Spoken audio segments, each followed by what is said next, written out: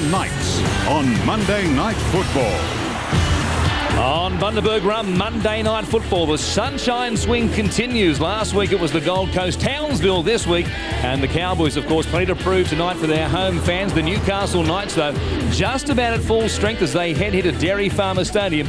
Kurt Gidley listening to the iPod, getting some tunes in. We'll see if they're singing at full time. Thanks for joining us right here at Dairy Farmer Stadium for our live pre-game show. Of course, we'll hear from both coaches and both captains in the next hour before the kick-off around about 7 o'clock tonight from here in Townsville. Greg Alexander, as ever, is right beside me. Brandy, a big game for both these clubs for different reasons. The Newcastle Knights with a win can sneak into the top 8. The Cowboys, though, after 6 straight losses, well, they need to climb a mountain to get themselves back into finals contention. Absolutely. Look, the Knights snapped a 3-game losing streak last week against the Bulldogs. They'll need to improve on that effort if they're going to get the points here tonight and join four other teams on 16 points. The Cowboys, well, we've turned the halfway mark of the season. They have been one of the major disappointments. If they're going to do anything with their season, they need to get it started right here tonight. OK, let's take a look at the points table as we speak.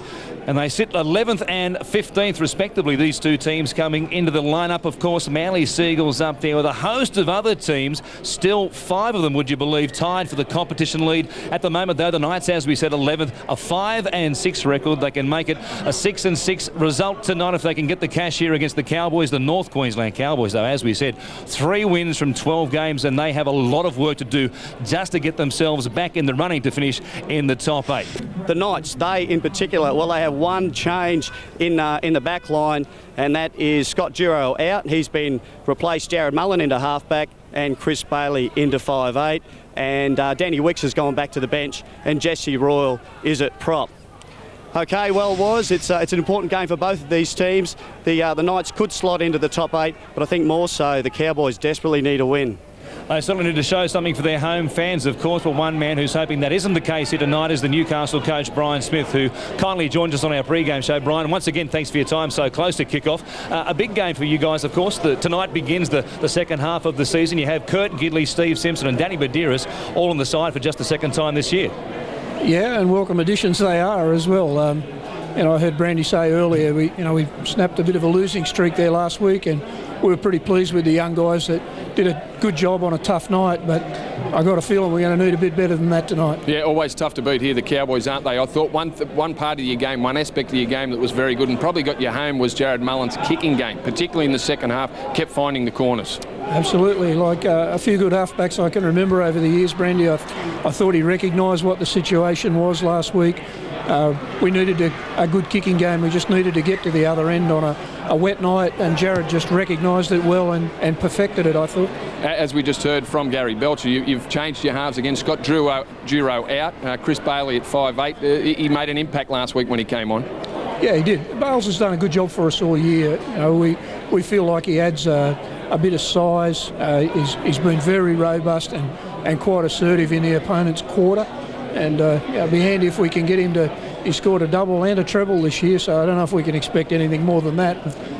While we're talking about halves, we'll wait and see how many tries do get scored. Of course, Kurt Gidley, fullback tonight, first game back since the Melbourne Storm game before Origin 1. He's been out with that fractured cheekbone. We saw, of course, him play on Wednesday night.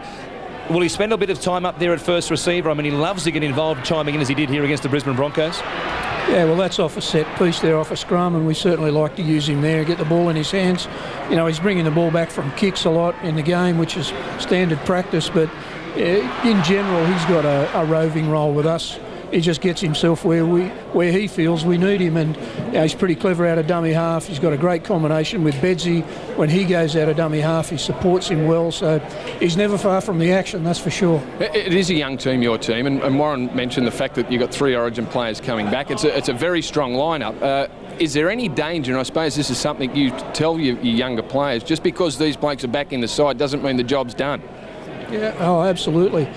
You don't win games on paper, and it is probably the strongest lineup on paper that we've had certainly since I've been there. It's the only time since I've been at Newcastle that we've had just one player out injured. So we're hoping that transfers into an on-field performance that gets us a win, and like you showed on the table there earlier, it'll put us right in amongst the big boys if we can do that tonight. There are some teams, of course, in the NRL at the moment who have some massive wing pairings. I saw a couple of them at Parramatta, of course, yesterday playing against the poor old Tigers. You guys have James McManus and Cooper Vuna. They don't suffer in size to too many pairings going around, do they? Jimmy's not huge, but he's built up for a young fella. He's up to about 96 kilos, and Cooper's over the 100. So they both play pretty strong, though. You know, the size is probably one thing, but the determination that they've displayed, I think, for us, particularly carrying the ball, has been a big factor in our successes this year. It does make it tough for a kicking team too, who to aim the ball at. You got Kirk, Gidley and those two back there. That's it. Well, it's a huge part of the game. Jimmy in particular has done a great job in receiving kicks this year, and you know, I'm anticipating we'll have some to deal with again tonight. Well, the Cowboys fans firing up at the moment. We'll see how they go when the NRL kicks off. For the moment, though, Adam MacDougall, he's getting closer to the end of his career rather than the beginning, of course, but he's in form in the last couple of weeks. Scored a good try against the Bulldogs, which we'll see in a moment here. He's had to fight, though, to get his way into this side, hasn't he? Well, it's just mainly been injury and fitness for him this year, Warren, for us. Dudes is an automatic selection in our club. When he's got some training under his belt, he's still lethal carrying the ball. He hasn't lost that. He's still doggedly determined to play good footy, and he loves scoring tries. So, again, I'm hoping to see plenty of that tonight too. And, of course, Ben Cross still out for another week or so from that broken thumb. We're hopeful for next week. He needs clearance from the specialist before he'll be able to play. We play the Roosters next Sunday at home, and a following week against Manly. We'd like to think he'll be involved in at least the Manly game. We mentioned Danny Buderus, of course. Couldn't back out from the City Country game earlier this year down at Wollongong. That was on only 24 hours rest. 5 days, no trouble with that recurring Achilles tendonitis he gets? No, that and the last performance of the Blues has got all three of our boys determined to get on the horse and do it well. And last year, of course, I guess his best performances were off the back of New South Wales' efforts in Origin. Yeah, I don't think anybody's ever questioned Bedsy's commitment to the game, and when he's fit and ready to go like he is tonight, he doesn't actually have any real problems with his Achilles. He's dealt with it differently in pre-season. This year he's had quite good breaks between the Origin games and the stand-downs. So, he's probably as fit as he's ever going to be right now. I'm sure he's ready to rock. Thanks for joining us once again. So close to kick-off right here in Townsville. Brian Smith, of course, Newcastle coach, right here on our pre-game show on Bundaberg Rum Monday Night Football. Winnetana from dummy half, getting away from a couple long, and then a terrible ball. He's flipped over. He tried to link up with Lyon. They run away through Bailey.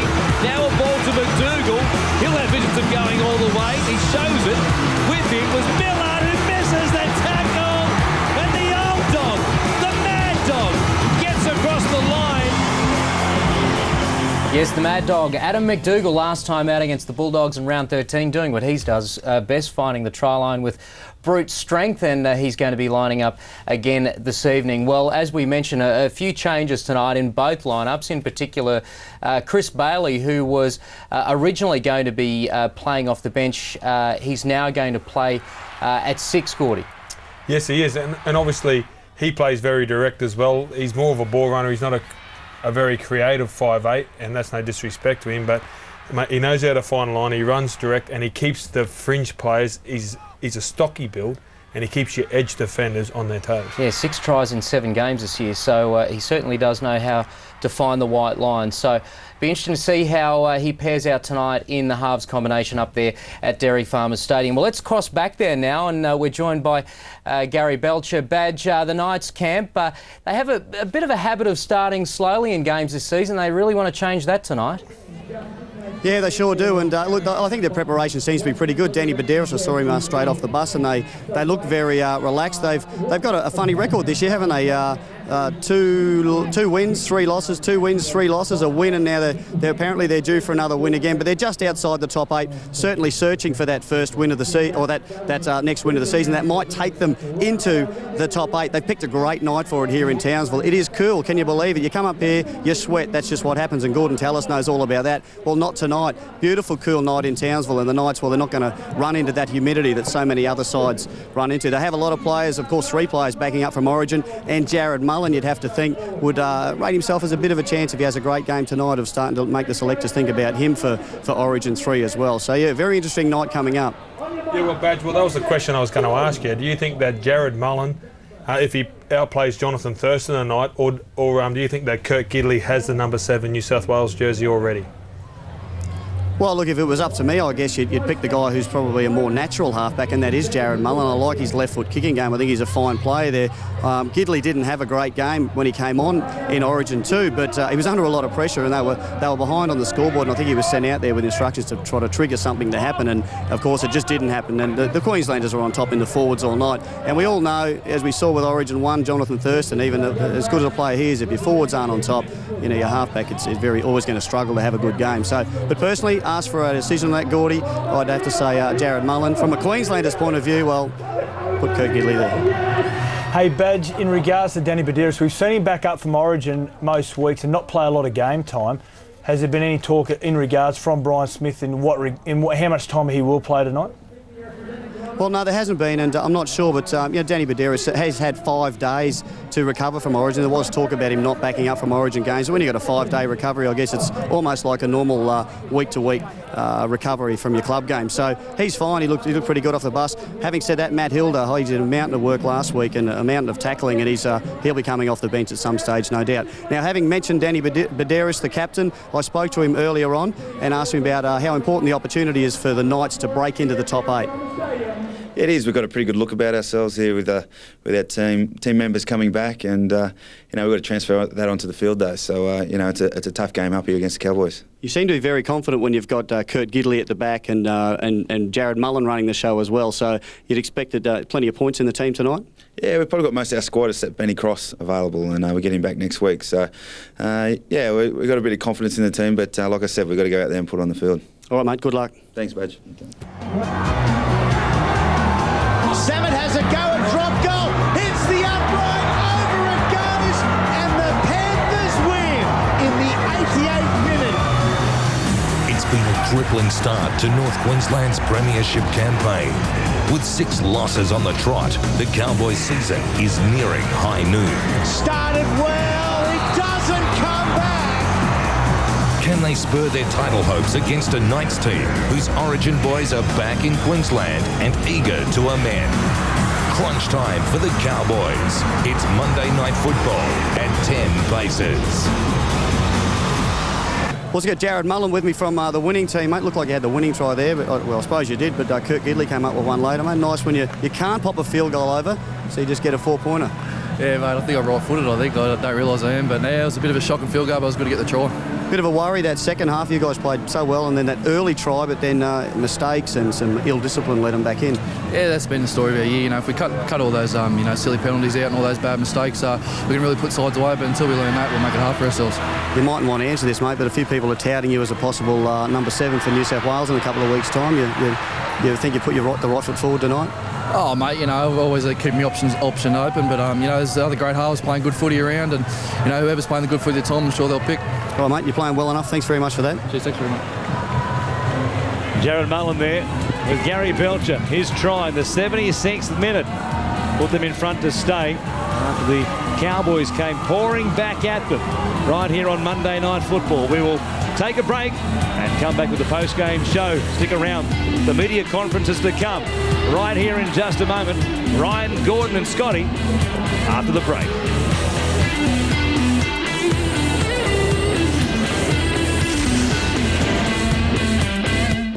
Well, fortunately, we had a good game tonight that certainly, hopefully, you enjoyed at home on Bundaberg Run Monday Night Football. We've got more on that game now. Let's cross back to Dairy Farmers Stadium to hear from the winning camp tonight. The Newcastle Knights coach Brian Smith and Jarrod Mullen have moved to the post-match press conference. Start? Yep. Brian, yeah, you must have been impressed with, not just the whole team, but the blokes backing up from Origin and your skipper in particular. Oh, there was no shortage of effort, and we had to get that effort out of everybody, and I thought they led the way tonight. Last try by Gids, just enormous extra effort to seal the win for us. Not to mention the try by the guy next to you before that. Yeah, but he didn't play Origin. No. But it was a great play. Yeah, that was a big part of what we set out to do tonight, was run hard with the ball and really really test their D, and those last 2 tries by 2 of the smaller guys on the field, that was the difference. Probably Matty Hilder started us off with one of those. He's not a big fella either, just running hard at the line and getting themselves across that white line for us. Do you think it had to come down to those last-minute heroics that you probably should have put them away before that? I thought we were a bit sloppy in the first half. A couple of our handling errors, they weren't only errors, they were try chances missed, I thought. And that bit of ill discipline as well early in the second half after you'd scored that try, that didn't help you. A couple of times we lost the ball in the tackle, getting up to play it early second half, and then I think we gave up 3 10-metre penalties. I thought they'd disappeared. They were like scrum penalties lately, kicking the goal off a scrum penalty was. Haven't seen a 10-metre penalty for ages, and then we had 3 of them tonight. So back to the future. You probably could have had a bigger buffer if that try to Danny Buderus had been allowed. What do you think of that in the first half? I thought that as well, but probably said enough already. Hard to understand. With the Origin Blakes, did you have to, psychologically, how did you feel they were leading into the game? Are they really up for the game? Yeah. I think, those sort of guys have got so much pride, not just Newcastle guys, I mean Origin players generally, when they lose, they're just keen to get back on the horse as quickly as possible and get a win under their belt. They love to win.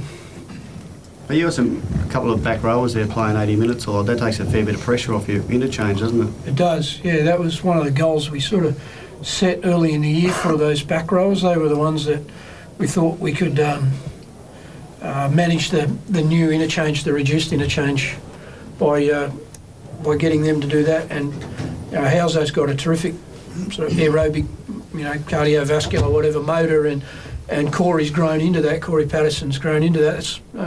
I think that's 2 in a row and 4 or 5 times this year that they've both done that for us. What about your halves and your 5'8", halfback, fullback combination? There's been a bit of changing at different times. Do you think you're settled there for the rest of the year? Or? No. I think we'll just do what we need to do to win a game. I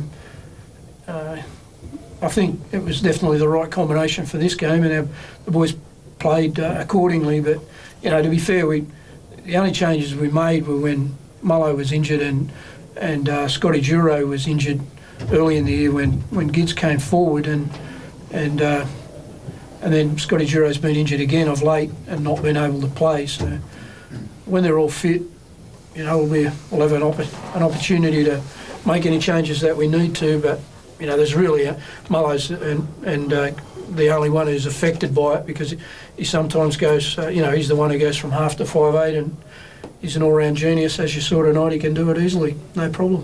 Where do you prefer to be, Jarrod? Mate, honestly, it doesn't worry me. In the halves anywhere, they're pretty much the same position these days. One just feeds a scrum. So, yeah, it's either what Smithy wants to do, and, I've got the utmost trust in him. Just right to that last try, Jarrod, obviously the heat was on, but you kept your cool. Yeah, well, we just come in there with a game plan, show long and, keep the ball, I suppose, and, come off at that right time. They over-chased and just got him beyond them there, so, yeah. Made up for the fluff field goal attempt?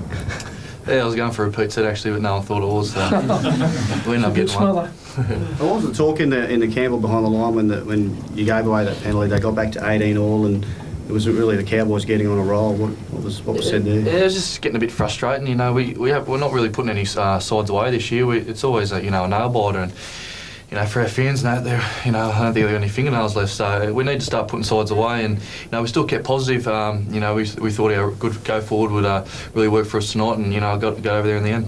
What was the coach's message at that time? I can't say it. Can't say it here.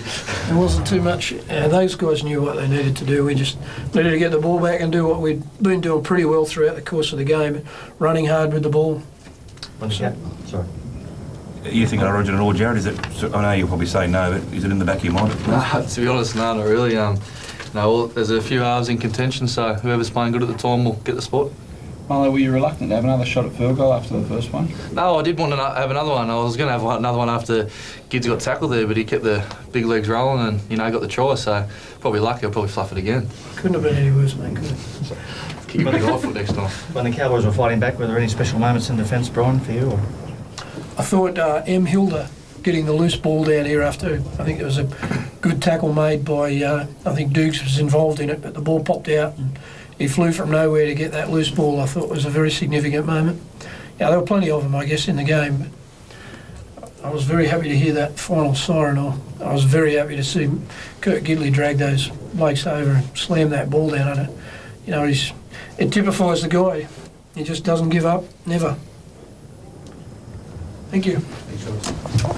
A happy Brian Smith, and well should he be, because his Newcastle Knights are now into 8th position on the NRL ladder after, a good enough win, I suppose, tonight. The NRL now, and the North Queensland Cowboys have crashed to their 7th straight defeat tonight, losing a fiery encounter with Newcastle.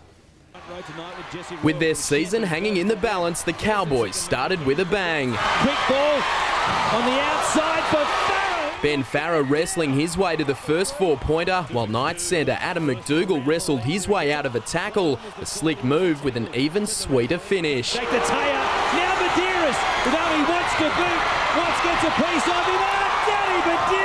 The Newcastle skipper showing no signs of an Origin hangover, sending Chris Houston in for the leveller, and he looked to be in for a try of his own just before the break. A penalty against Carl Webb somehow taking precedence. It should have been just play on and a try to Newcastle through Danny Buderus.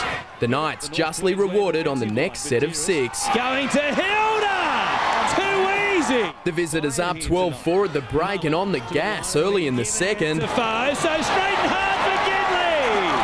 The game then blowing up when Sione Faumuina took out the try scorer and attempted to go on with it. They need to throw a lasso around him and get him off the field in a hurry before he just completely snaps. The heated exchange sparked the Cowboys into action as they moved within 8 points. Johnathan Thurston setting up a thrilling finale. Going at first man ball, Bartlett reaching out. A stray hand from Houston suddenly had the game on level terms with 10 minutes to go, but the Knights quickly extinguished the fight back in style. Jarrod Mullen crashing over for the match winner, Kirk Gidley sealing it with pure strength. Still can't get him down. He'll reach out and score! Scott McKinnon for Sports Tonight. So the Cowboys on their worst losing streak since 1999. Most of tonight's damage inflicted by the Knights' Origin players, Kirk Gidley and Danny Buderus. Those sort of guys have got so much pride, not just Newcastle guys, I mean Origin players generally. When they lose, they're just keen to get back on the horse as quickly as possible and get a win under their belt. They love to win. The highs and lows of footy, eh? But like Basil said, we just got to play consistent for 80 minutes. So Manly, Melbourne, the Roosters, Titans and Sharks split only by for and against at the top of the table, while the Dragons are the new members of the top 8. The Tigers' loss to the Eels saw them slip to 11th. The Cowboys sharing the bottom of the ladder with a disappointing South Sydney. Big League Magazine is the complete guide to the game you love. It's got the best stories, the best photos and hard-hitting columnists who tell it like it is. Plus, your game day lift-out gives you lineups and stats for every major competition. And for the kids, there's Little League, a great little magazine bursting with puzzles, fun and excitement. Whether at the game or watching it on the box, don't forget your Big League.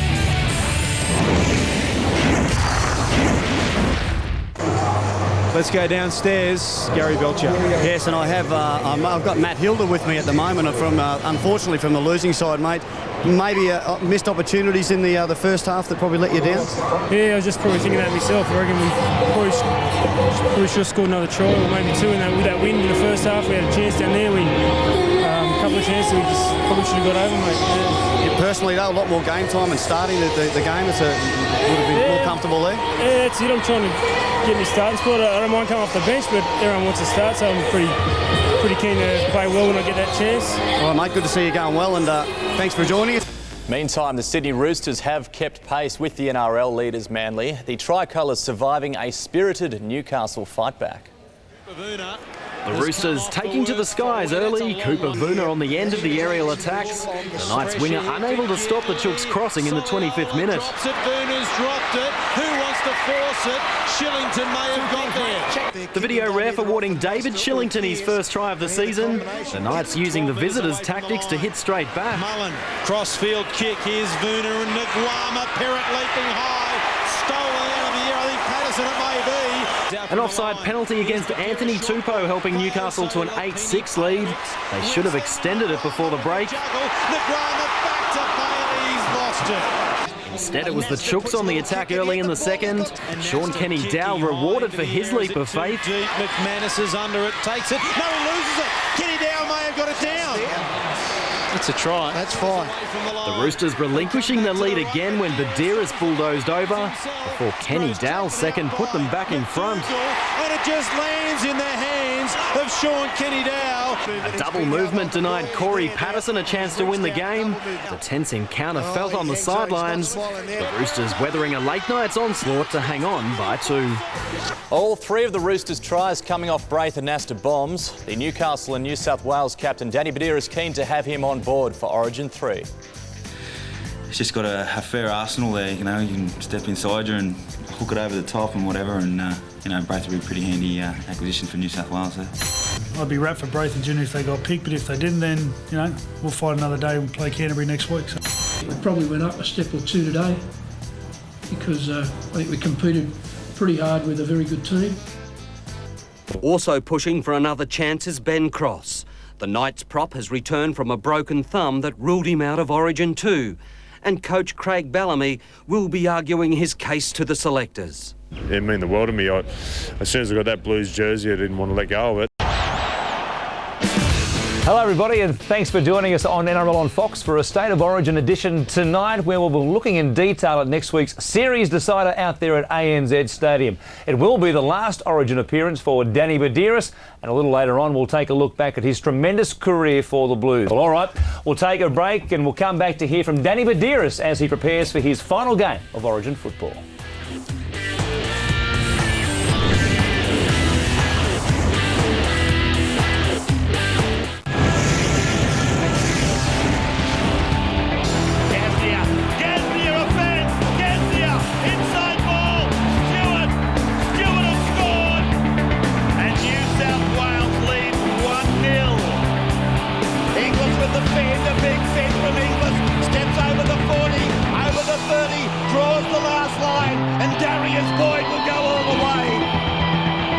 So stand by, Sydney, for a blockbuster. It's coming to you. It is indeed. Next Wednesday's decider at ANZ Stadium will be the 21st and last Origin game for one of the modern-day greats of Origin football. Danny Buderus is off to the UK next year to finish his career in the English Super League, and he's hoping to leave with another Origin Series win on his resume. This week, we decided to take a look back at the interstate career of a player who's proven that nice guys don't always finish last.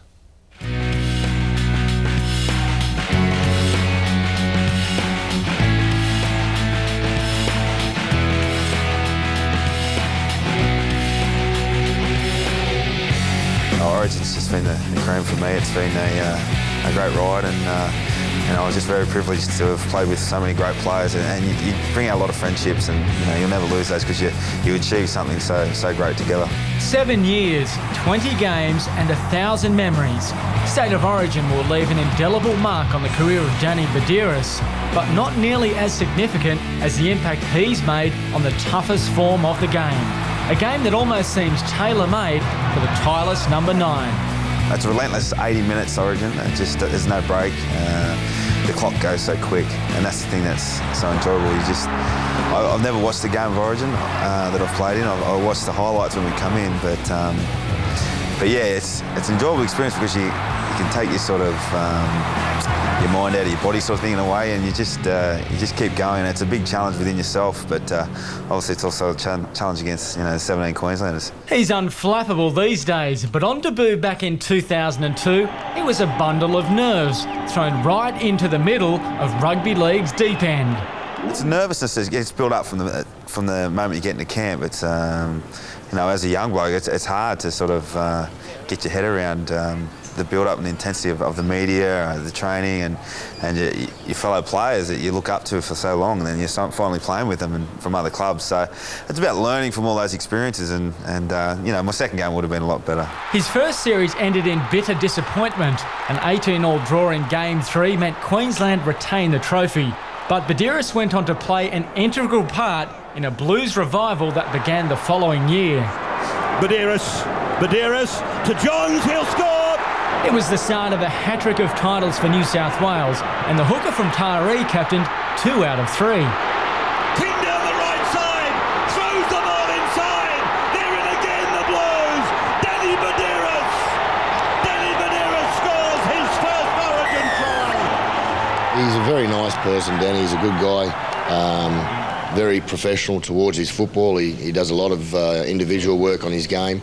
And he's a real student of it. You look here, he's right up there with some of the great players, great hookers in our game.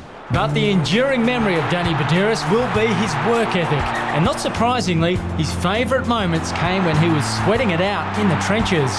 Backs against the wall, and that's the biggest thing in my position. It makes you feel so good, and as a pack, you can really get over the opposition pack. That's what makes Origin. But seeing a bloke like a good mate and a club mate was Andrew when he came back in 2005, and what he did, that's why he's regarded as one of the best players, the best player to play the game. Buderus goes to Johns, off his right foot, try. Buderus has scored his second Origin try in as many games. Yeah, I mean, I think I've been lucky to, first to be able to play with my brother and then Joey, but also Bedsy. I think, I hold Bedsy up there with one of the greatest players that I've seen, and to play alongside him has been unreal. He's been like an older brother to me too, on and off the field, so it's been some good times. He's done it all, and it's just been a phenomenon before your eyes. Humble. I've never seen anyone with a capacity for work like him. He's our best technical defence player the Knights has ever had. He's all those things and more. And he's done it in a way where it creeps up on you. You don't realise his greatness until you really reflect hard on it. How much do you think you'll miss pulling on the sky blue jumper for New South Wales? Yeah, I was thinking on the way down by myself. I just thought, this is the last time I'm going to be doing this. Last time, you get butterflies because it's great. That's the thing about it. You come in these rep teams and you meet all these different people, and you get to know them personally. There's all different personalities, and that's why football teams are great to be around. And that's something you're definitely going to miss. I spoke to him this morning on the phone, and both had a joke. This is, B's last hurrah, and I'm just thankful to be part of it.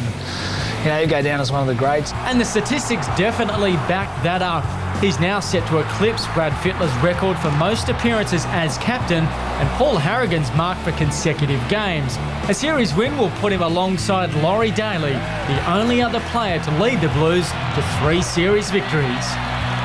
I'm just one that puts his head down and just goes, and like I said, you'll take a breath when it's all over, but you'd sort of I'd give those records away just to win this game. I know it's my last game, and I want to finish on a good note, and that's the biggest memory I want out of that. And they're legends of the game, but like I said, I've just put my head down, and that's where I've ended up. Not always easy to get what you want in football, of course. It'd be a nice way to go out in Origin for Danny Buderus. I mean, the Balmain boys know as well as anybody how tough it is to get what you want in a grand final. I mean, you betcha, mate. You played some junior and block. Don't go there. But yeah, you wanted a rest, didn't you? Of course, please. Yeah, got the game won, mate. So, mate, I've got this one wrapped up. Give us an early shower, thanks, Bob. Exactly. It would be a tremendous way, wouldn't it, for Danny Buderus to go out of Origin football.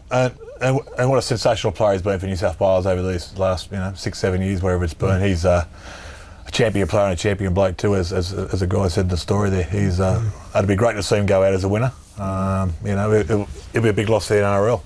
Yeah. What a competitor. What a competitor. It's like I see the vision.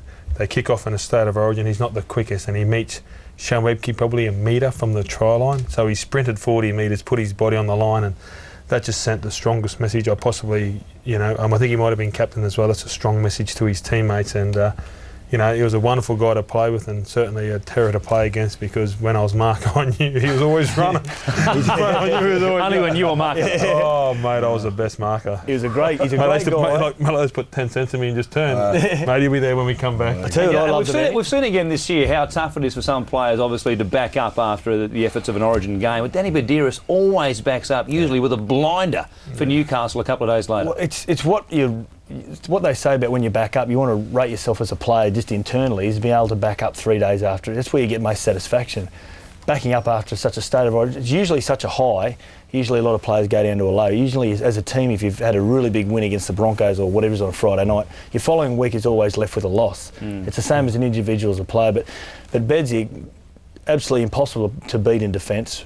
Great player. What I loved about him is when him and Joey used to jump on the bandwagon, the sledging departments on the field.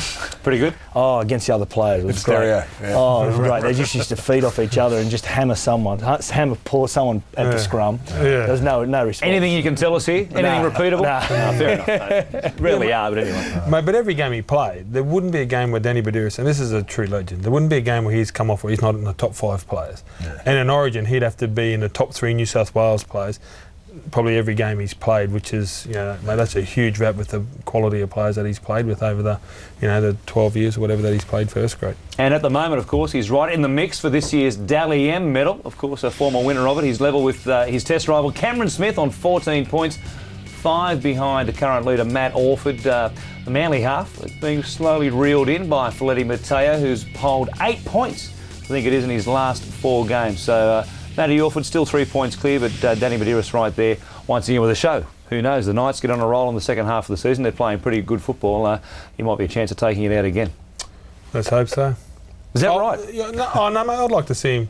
You know what I mean? Because, look, he's been a great player, and it's always the backs, it's always the blokes that throw the last pass. But the game's changed. Cameron Smith's won it, Danny Buderus. Yeah, but Johnathan Thurston won it last year. When was the last time a hooker has won it? It was Cameron Smith. When? A couple of years ago. 2 years ago. That's right. Danny Buderus before that. Robbie Farah was that close. He went... Yeah. Oh, just adjusting my jacket, actually.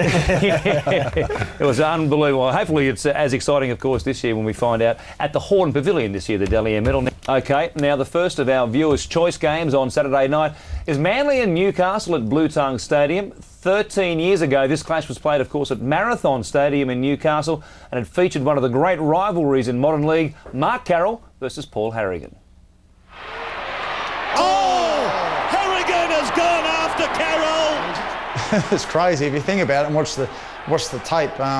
Thank God I turned on impact. If I didn't, I think I would have been through the sticks. It's just one of those things, you turn. I was a right arm carry ball, and unfortunately, Chief, thank God for myself, he's hit the end of the elbow, and it was hard, it was tough. And at the end of the day, we shook each other's hand, and the next week we got on with our job. I'll rattle his cage one more time, and I've got to go off. So that was the plan. But we kicked off, everything went to plan. But the only difference was I rattled my own cage. I didn't rattle his. In fact, I don't remember too much about it because I knocked myself out, but seen on the vision, I actually tackled him with my jaw, with my face, which is not a great thing to do. What a moment. You'll never forget that, of course, and you can see that story in full during our pre-game show on Super Saturday, live from Skilled Park from the Gold Coast at 2:30 p.m. Eastern. Now let's take a look at the betting for that particular match. And the Sea Eagles are heavy favourites at Blue Tongue with Danny Buderus, Kurt Gidley and Ben Cross on Origin duty. Yeah, I think the Sea Eagles will be too strong with Buderus and Gidley out. I just think that the Sea Eagles will be too strong for the Knights. I think that they're playing great, the Knights, but they're just not going to be good enough. The line there, 13.5 points from TAB Sportsbet. Still on Origin, and Newcastle coach Brian Smith has gone against his own chief executive view by saying Jamie Lyon should be allowed to play for Manly against his Knights on Saturday. Lyon avoided questions at training today after his decision to skip New South Wales selection led to calls for him to be stood down from club duty. Smith says the reluctant Blue exploited a grey area in the rules. Yeah, I don't think there's any doubt about that personally, that he should be allowed to play, because as I understand it, he actually said that if he were to be picked, he would play. We've got, in fact tonight I should say, the Sea Eagles up against Newcastle, and this will be a pretty good game of football. We know Newcastle are pretty tenacious. They've got Danny Buderus out because of state of origin representation. Kurt Gidley won't be playing as well. Only Brett Stuart missing from that Manly side. They've got a lot of depth there, Manly. They cover for him pretty well, Brett Stuart, despite his point-scoring wizardry. The last time these two teams played at Blue Tongue Stadium in Gosford, Manly won by 34 points. It was their second biggest ever win over the Newcastle team. It'll be interesting to see how this game pans out. It's part of our viewers' choice tonight. You can choose that game, or you can choose the South Sydney-North Queensland clash as well. Two great clubs who have dominated the game at times over the last 10, 15 years, but perhaps no man-on-man battle has epitomised the war between Newcastle and Manly more than the clash between Paul Harragon and Mark Spud Carroll, and that was a relationship that we know reached fever pitch all the way back in 1995 when the fireworks were going off. The Knights, the home side, the blue and the reds, up against the Manly Sea Eagles. He used to bring the best out of me, and I'm sure he used to bring the best out of him as well, mate. Without a doubt, as far as my career is concerned, no one put on the battle armour like Spud. He was fantastic. 15 metres away from their own line, Adam Muir it was. And there's a punch-up. Carroll and Harragon. It was predicted. You know, people were probably expecting a little bit of something, a bit of fireworks. Didn't have to wait too long. Yeah, it was a decoy run for myself, and Spud ran into Spud. I can't remember exactly what happened, but I think he grabbed hold of me, or he put a shot on me when I wasn't expecting, and it erupted into a little something. The second play, Chief threw a face ball, which is across the face, and I thought Chief was getting it, but I knew he wasn't, but I was going to take him out anyway. And we went in, we got into a bit of a scuffle, and next thing we're on the ground having a little bit of a Barney. He then got up and very clever, he pulled the jumper over my head. As he's gone up, he's come up with a big uppercut, which opened up a cut on my eye, which I already had 18 stitches from the week before. So that sort of gave me an attitude of look out next time I get you, Chief. Yeah, I think we just locked into it, and there's plenty of uppercuts, 20 to the dozen, and rolling on the ground there, plenty of the usual sledging. The calibre of sledging between me and Spud wasn't very high. I can give the drive, it was pretty average. Look at them, they're still going. They're still going at each other. Harragon driven into the ground on the 40-metre line. Something quite deep in my stomach there that I'd torn a muscle or done something, but I was really inconvenienced. I couldn't stretch out. This will be a huge blow if he's forced off the field, but he's limping quite badly. I was going off, and I didn't want to go off, and I just wanted to, mate. Just wanted to let you know that, mate. I'm going off, but I still got you covered. Oh, Harragon has gone after Carroll. I said, I'll rattle his cage one more time, and I've got to go off. So that was the plan, but we kicked off. Everything went to plan, but the only difference was I rattled my own cage. I didn't rattle his. In fact, I don't remember too much about it because I knocked myself out, but seen on the vision, I actually tackled him with my jaw, with my face, which is not a great thing to do. Well, Harragon set himself like a missile. It's crazy if you think about it and watch the tape. Thank God I turned on impact. If I didn't, I think I would have been through the sticks.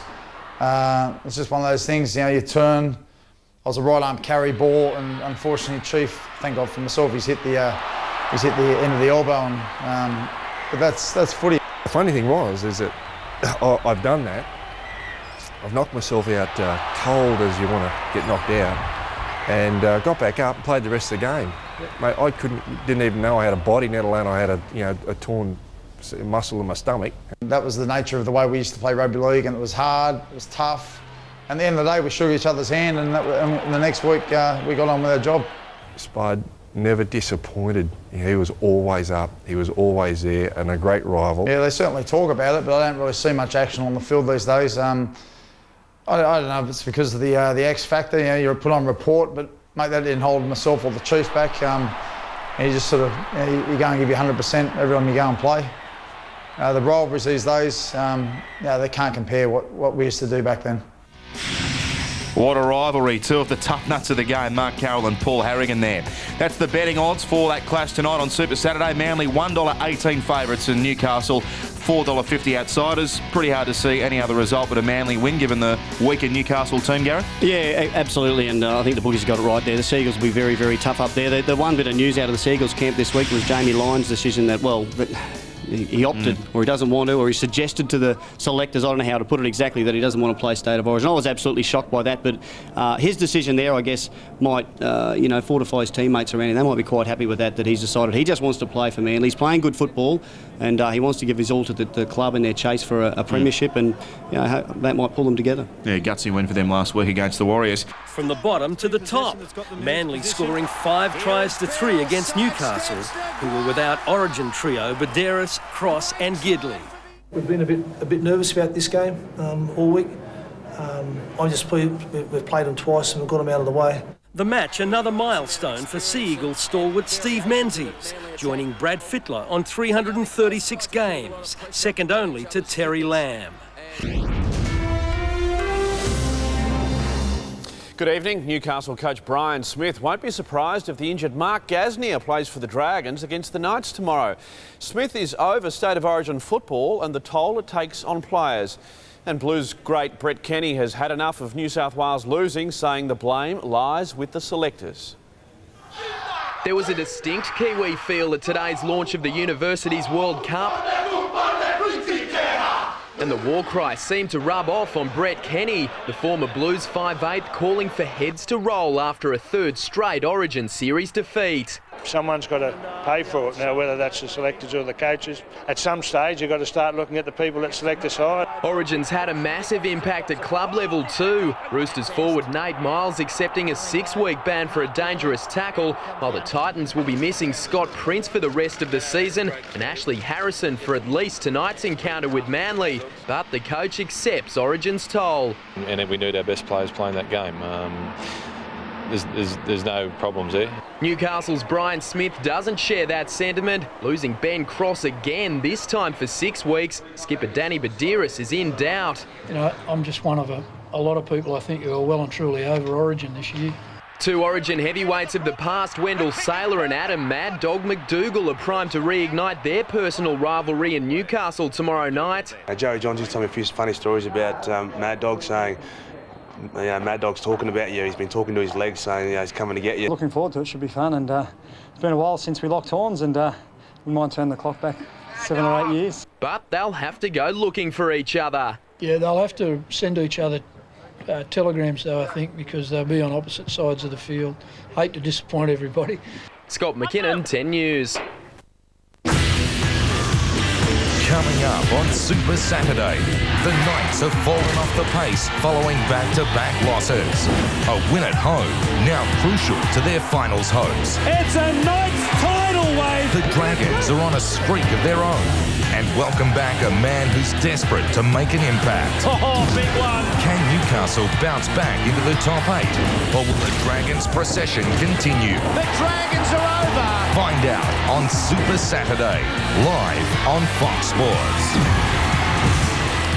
Another abbreviated round of the National Rugby League. Thankfully, the last of the season as we welcome you to the only game of Super Saturday, edition 17, live around Australia on Fox Sports. We're at the Energy Australia Stadium on the New South Wales coastline.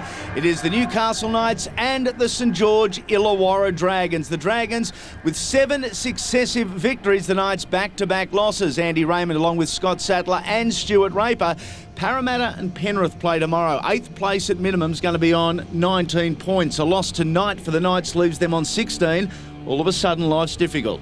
Yeah, it is. We're starting to get to an important stage of the season, the run home, and injury is going to play a big part in regards to who finishes in this top 8. But Newcastle Knights tonight, it's a real desperation stakes game against an informed Dragon side going for 7 in a row. Yeah, going for 7 in a row. The Dragons tonight, they have moved from the cellar and are entrenched in the top 8. Let's take a look at the table as it stands on 26 competition points. The Eagles, the Roosters and the Sharks. The Storm on 22. They play the Raiders tomorrow. The Broncos on 21. Then the logjam begins. I guess you could look down to the Warriors at 13 positions, 16 competition points and say these sides are all still well and truly in it. You've got to remember 10 rounds remaining, 20 competition points up for grabs. Yeah, I think what we're going to find with the top 8 will be revolved around for and against. I think we're going to have a lot of sides on equal points at the end of round 26, and I think the for and against is going to play an important role. We're going to see a couple of teams, I think, in the top 8, they're going to be in the negatives on your for and against. But the Newcastle Knights are going to be one of those sides, I think they're going to be a nuisance to everyone. If they get a win here tonight, I think they forge themselves into a top 8 position and stay there with Danny Buderus hopefully coming back in a few weeks from that Origin injury. But Ben Cross also due back as well. But I just think the Newcastle Knights, St George Illawarra Dragons on the other hand, in a perfect position, just flying under the radar nicely. Just the 5 games this weekend. As Scott said, we can all remember State of Origin on Wednesday night, some a little bit more fondly than others. It has taken its toll on the 10 sides playing this weekend. The Newcastle Knights tonight without Danny Buderus and Ben Cross, and it's something not lost on Brian Smith, who we caught up with just a few moments ago. Well, Brian, Ben Cross and Danny Buderus, that's just the reality of Origin, isn't it? Yeah. Some teams get some tough cards and others get a bit of a joyride during the Origin period. And it's hit us tonight, but our boys are ready for it just the same. With Denny being out, Matt Hilder would be the obvious choice, but he's out also. So the structure of the side, does it really mess up the game plan at all? Oh, well, we'd obviously like to have both of those guys available in the hooking role. We've only got 3 blokes out injured in the whole club, and 2 of them are our hookers. So Murphy's Law. Now, they're on opposite sides of the field. There's been a natural build-up for the game this week, but is Mad Dog MacDougall in there talking to his legs as we speak as he comes up against Wendell? I think Dukes would have liked it if I'd have switched him over just for the game to play left wing against Big Dell, but you know, it's those who have got good memories and can remember all those great games that they played against each other probably be a bit disappointed. I don't think they're going to see too much of one-on-one tonight. Best luck tonight. Thanks for joining us, mate. Good on you, Scotty. Very relaxed Brian Smith, who tonight goes into this one without Danny Buderus and without Ben Cross. 1 through 7 remains the same. It is Gidley, McManus, Nguama, MacDougall and Vuna. The halves are Bailey and Mullen. Steve Simpson and Jesse Royal prop the scrum. The new hooker at 19 is Junior Sau. Also into the back row is Daniel Tolar in 21. He joins Corey Patterson and Zeb Taylor. The bench now reads Houston, Duro, Fayoso and the big 22-wheeler himself, Danny Wicks. The coach is Brian Smith. Now, Brian played it down a little bit, Scott, but both hookers are out. The structure of this side is going to have to change by default tonight. Yeah, absolutely. Losing Danny Buderus, but then Matt Hilder as well on the sidelines. He's done a lot of work this year, Matt Hilder, especially defensively. Had a little bit of time at 5'8" in his career as well, and also 13. So he can play with the ball in the line and can create opportunities. Now we've got Junior Sau coming in to play hooker. You've got Scotty Duro on the bench, where you'd like to think would come on at some stage, but it does disrupt the structure of a side. Adam MacDougall and Wendell Saylor enjoying a joke at the moment as we head to the sideline with Stuart Raper. Very tired, Kirk Gidley here, mate. Tough night for the Knights. Thought you were in with a chance there, but bit of ball possession didn't go your way. Yeah, I know. It was a tough night. They're playing some good footy, though, the Dragons. So, we're going to get back to the drawing board. We've lost a couple in a row now. And pretty hard for you playing the hook and roll, mate. A big situation you had to put yourself in, but you weren't admirable. Yeah, I mean, it's tough for me. I suppose I haven't played there for a while and haven't made that many tackles for a while. So, I'm not sure what happens next week. See how we go. Well, you're going to sleep well tonight. A couple of games, couple of tough games. So, all the best to you, mate. Yeah, thanks very much. Going to Wendell Saylor. Well done to the Dragons, going great guns, and sit on the same amount of competition points now on the ladder as Melbourne do, but of course Melbourne get to play this afternoon as well. Jesse Royal is a big loss for Newcastle, especially on the back of Ben Cross being out for an extended period as well. We'll go down to the sheds now. Mitchell Hughes did the honours in going down to see the Knights and the Dragons after this one. It's just good to see that we're winning those sort of tight games now, and this was a real danger game for us because they're a quality side, Newcastle, and I don't think they're sitting where they probably should be on the ladder, and it was a good win for us. Playing hooker myself tonight, I get a real appreciation of what Bedsy does out there, and obviously he puts in plenty of work, and Crossy's big hand this year too. So, in saying that, they had a couple of their big guns out too, so it was probably a bit even. Walk us through that almost try. You know, you got through that gap, it was shut the gate, and then all of a sudden the legs just didn't get there. Yeah, I suppose that's been a bit of a dream since I left the Knights, thinking playing for them. And to be honest, mate, I've never thrown a dummy in my life, and I threw the dummy, and I think that was the sniper that shot me from the crowd. My legs couldn't understand what was going on. I threw a dummy, and my brain was trying to relay it to my legs, and then saw the try line coming up on me, and just lost the plot, mate. Lucky we scored the next set, otherwise I don't think I could have forgiven myself. Yeah, Jarrod, first of all, mate, that chase on Wendell, he was pretty impressed. Yeah, and I sort of showed him the soul line a bit, and then I was sort of ambling up to him, but then he really clapped on the speed, and he hasn't lost as much speed, the big Dell, and lucky to get him. I usually like playing here. I don't have a good track record of scoring tries here, and obviously Jarrod Mullen didn't help me out much there. Quite quick and quite strong, bunged me over the sideline there, but really enjoyed playing again. I would love to play against Bedsy. Wonderful ambassador for rugby league, and I think the NRL's going to miss someone like him because he's a champion.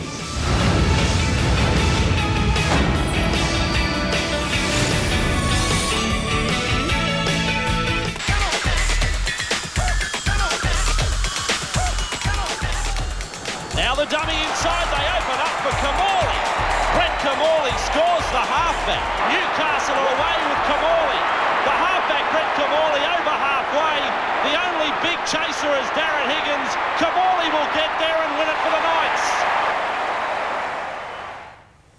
A flashback to start the Sunday roast. Welcome along. It's a busy hour coming your way here on Nine's Wide World of Sports, the Sunday roast. And the reason we've gone back to the 1995 reserve grade grand final, as it was known back then, is because 250 first grade games on, Brett Kamali has finally made it to the Sunday roast panel. Brett, you've had a great career, but congratulations. This is the moment. I think the highlight. milestone in my career, mate. No, it's been a good journey. I started at Newcastle as a little kid, obviously behind Andrew and Matthew, and I had to jump the fence, mate, to the other side to play first grade. So it's been great, and this is where it's all. Is this the start of a new journey? Oh, this could be. You're out on the wing today. Let's move on. Dragons versus Knights. I got to say this, and I don't normally carry this heavy, but I just reckon the Knights got dudded last night on a lot. I'm not saying they would have won the match, but I'm rare that I see a match where so many close calls go against the team, and in particular, go against the home team. Now, this is the one you were talking about, MG. I'm just going to have to check the rule book here. Yes. Because Nightingale's been taken touch in goal. Yeah, exactly, and then he gets to play the ball. He's been ruled, well, he's held up in goal before he went over, so go offside back and play. here. These are offside. Now, how does the sideline official miss this? That's their only job when there's a kicker. You watch what action happens on the kicker and the chasers, are they onside? Now, there is no way Wes Ngrama went 10 metres here. He picks it up 5 short of the dead ball line, gets to the goal line, is taken by the players offside. How could that be missed? It can't. Well, again, this is the. I said to you, this is the most red-hot decision I've seen all year. I really can't believe that try was awarded. From that angle there, Mullen clearly gets the ball put on his boot, and for mine, that's what would the ruling be? A 22-metre tap or a scrum? Scrum. Yeah, I mean, that's just tap. Yeah, that was. This one here, Wendell gets a penalty for getting tackled in the air, where Vautin is just going for the ball. Everything, as you say, Vossi, everything. Sometimes you can't really see how referees' interpretations. Now Paul Cooper gets. He gets the line drop out. Wendell Sailor's just grabbed him. Same deal. Yep. But Newcastle get a line drop out on that one, and then finally, Matty, forward pass. This was just a try. Look, no way around that. That's just a try. Look, Brian Smith, if he was on the show today and said, what did you think about last night, Smithy, he would say he was very disappointed in his own team's performance. Yeah, he would say that, but there's no doubt that some of those decisions last night really stunk. Oh, I thought you might have used the word bludger there. Yeah. Bludger decisions. A couple of bludger decisions. So I still think with Brian Smith, he's a victim of his own genius sometimes, and I use that word because it's the only word I thought of. Yes.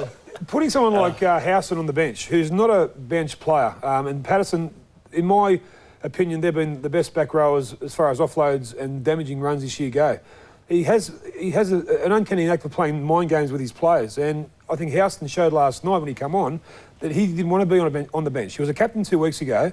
He tried to offload a ball which was in a no-win situation, which the Dragons picked up, end up scoring where Houston missed the tackle. So I think you've got to really have a good look at the coaching last night as well.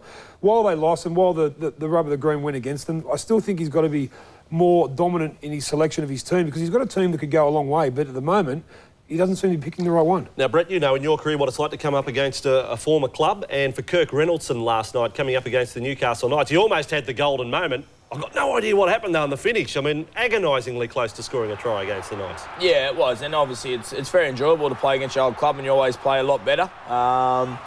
Did he want to score too badly? I don't know. You know, it's like, yeah, I'm going to score against my old club and I'm going to rub it in their face and stand up and do a post-try celebration. And was there any truth to the rumour, Matty, that Brian Smith had that voodoo doll in the... He might have stuck something in the back of the voodoo doll's leg. But yeah, not his right. He played well last night. Really good. Didn't he, Reynoldson? But isn't it strange? We're both Newcastle juniors, and as kids we would go to that ground, you know. You just loved it, didn't you? But to go back as an ex-player, boy, you know, the other side of it, it's a very strange experience. It is. I always used to love going back there because the family's still there, and it's sort of like a home game because you get to play in front of the family and your friends are there. But to go there as a kid, to sit on the hill and watch it all grow up, and then to be able to play for them and then go back, yeah, it's like one of the best things ever to play against them. Which sounds funny, but I used to really love playing against Newcastle. At Newcastle because it felt like a home game. Oh, now I'm taking, Brett, you've never been into a Thai prison, but could you compare it with an away dressing room in Newcastle? The away room in Newcastle is diabolical. Yeah, they hose it all out before the game. Yeah, I know. It used to always be wet and saturated, and I think it was always a part of the Newcastle culture, wasn't it? You know, it's we'll bash you blokes, we'll give you nothing, we'll let you, you know, come here and... I know one thing, it was always a really hard 2 points to get up at Newcastle. Even from 88 when you first come in the competition, to get 2 points at Newcastle was like getting 4. I remember asking, someone said to me once, you know the one thing I hate about Newcastle, you go in the sheds and it's always wet. And I said, oh yeah, I think there's a bit of a leaking tap and that's why it's always... He said, yeah, but the roof's wet as well. But it was similar to a Thai prison. The only difference was we didn't have the lady boys in there. We've got to get that vision back out again. You're right. We have to dig that vision. 2 years since we had the laughing contest in a Thai prison. Yeah. You should see that, Noddy. It's so good. It's right up your alley. Last night, the St George Illawarra Dragons made it 7 wins in a row down in Newcastle. Dragons 5'8" Jamie Soward starring with a try and 4 goals, but it was a man who didn't make the scoreboard who stole the limelight. He hoped to turn back the clock. Wendell Sailor confronting his old foe, Adam MacDougall. And the Mad Dog comes crunching in. And whilst that didn't reach dizzy heights, Big Dell gave us something for the highlight reels. Wendell Sailor leaps above them and sets sail downfield. Well, maybe about a couple of years ago I might have got there, but I think a little bit unfitness, and Jarrod Mullen, to his credit, I didn't see who was there, but he took me there and I backed my ability to score there, and unfortunately I come up a little bit short. Probably one of the funniest things I've ever seen when he made that break and got run down. So, yeah, it was quite funny. His hamstrings looked pretty short at the time and he was sucking the big ones in. Sailor wasn't the only Dragon to fall just short. Kirk Reynoldson failing to inflict revenge on the club he controversially exited last year. The Bushranger in open space, he dummies and misses. That was the first dummy I've ever thrown in my life, and my brain couldn't relay the message to me feet. The Dragons dominated the first half with over 60% possession and the better side of a 7-3 penalty count. A benefit of the doubt try to Dragons centre Chase Stanley and a forward pass ruled on a MacDougall tap-on, raising the most questions. I thought there were a lot of things that went against us. A lot of things that went against us. An important away-from-home win for the Saints as the Knights slipped away to their 3rd consecutive loss. Now, Channel 9, of course, Farmer Wants a Wife. Who watched that on Monday night? What a great fantastic show. What a great show. Big show. Big It's in the 2nd season. It's taking over the world, this show. We've got an early snippet of the next series coming out. Here it is, Farmer Wants a Wife. 4 hopeful farmers all looking for a wife. Will romance and the future sound of wedding bells be on the cards tonight? Let's find out. I want someone who really likes me a lot, and that when I come home at night, that she's really nice to me, and she's got to be really soft and cuddly. Smile, great personality, but she's got to enjoy coming down to the pub with me and my mates. Just a companion. Enjoy a nice red in front of the fire, go for a long walk, comb each other's hair, that kind of thing. Yeah, look, your looks are important to me because, you know, when you spend a lot of time out in the land, I've got 2 dogs, Roger and Beryl. Gee whiz, I hope she's better looking than them because there's got to be a little something, you know, for the effort. Well, gentlemen, I hope you find your perfect wife and the ladies find their perfect farmer. It is now decision time.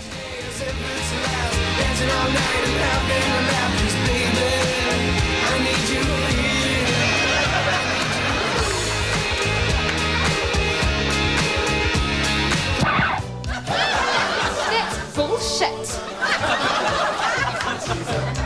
New Zealand's own The Farmer Wants a Wife.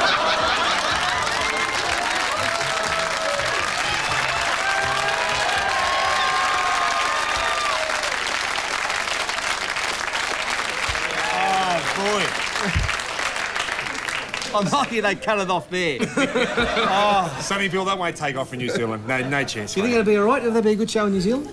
He's a dickhead. He just called us dickheads. That's fantastic. We know we've made it. Now, look, a special thanks to the staff at Fairfield City Farms out there in Fairfield. Great place to take the kids on the school holidays. Sonny, you're a champion. Thanks for coming on. Keep going. We'll take a break. After the break, we're going to talk to 2 of the great coaches, Brad Fittler and Johnny Cartwright. See you in a minute.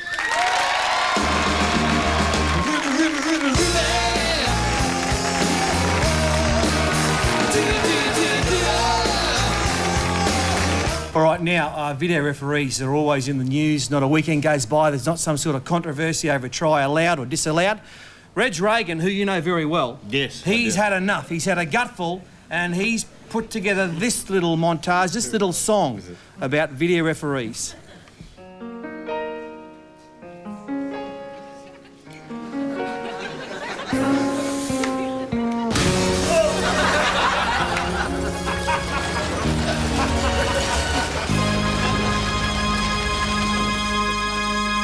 I saw you out at Leichhardt back in '62, yelling abuse and throwing empty cans at you.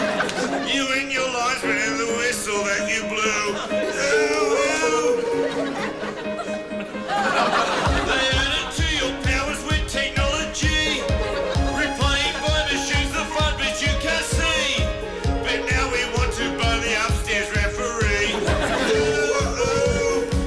Bring back the niggle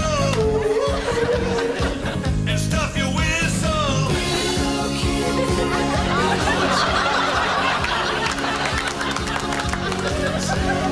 Bitches came, stole your heart. They keep rewinding way too far. Oh, how I wish you would abandon video. We see the playback and the game goes extra slow. I remember a game that used to flow. Bring back the niggle and stuff the whistle.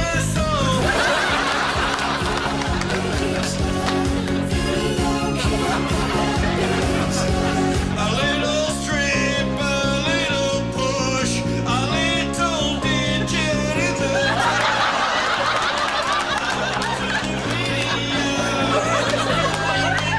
too bloody slow. Forgive me, boys.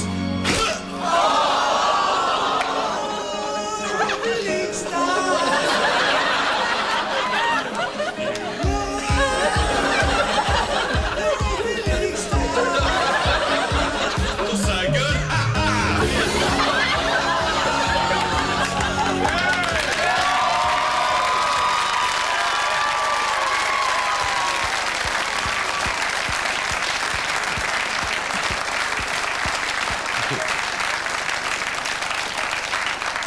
Reg has got massive problems. The lovely old ladies in the front, you like that, girls, didn't you? Yeah. They love Reg. Couple of Reggie's old girlfriends there. Yeah. All right, We now, got to say, Reggie made a couple of good points there, especially the one sitting on top of the telly. I want to thank Brad and Johnny are coming back in the Star Chamber in a minute. We'll thank them for us. We'll take a break after the break. We're in the car park for the Rambo Challenge. See you in a minute.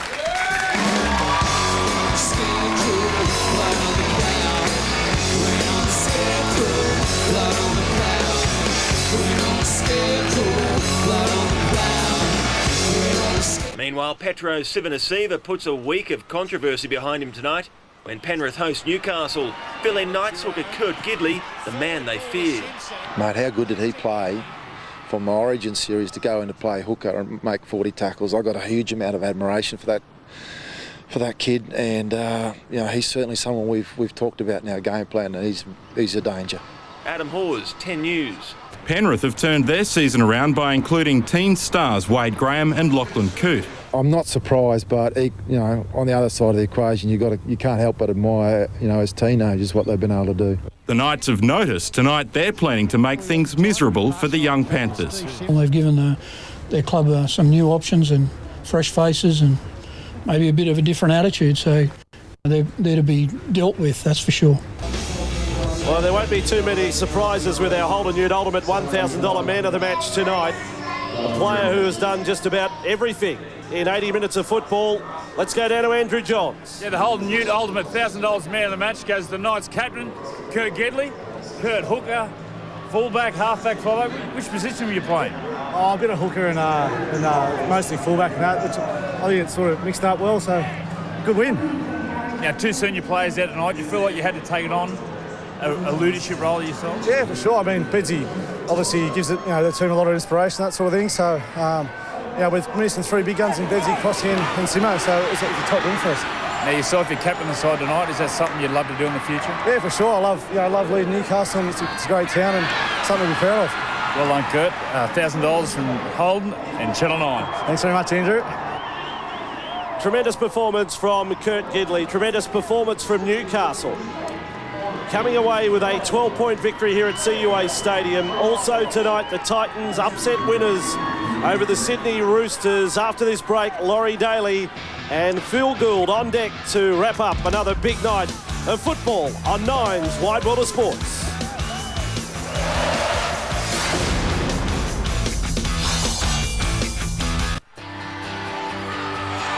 Wonderful performance by the Newcastle Knights out here at Penrith this evening. They came into this game as the underdogs and produced an underdog performance to run away winners 30 points to 18 over the Penrith Panthers.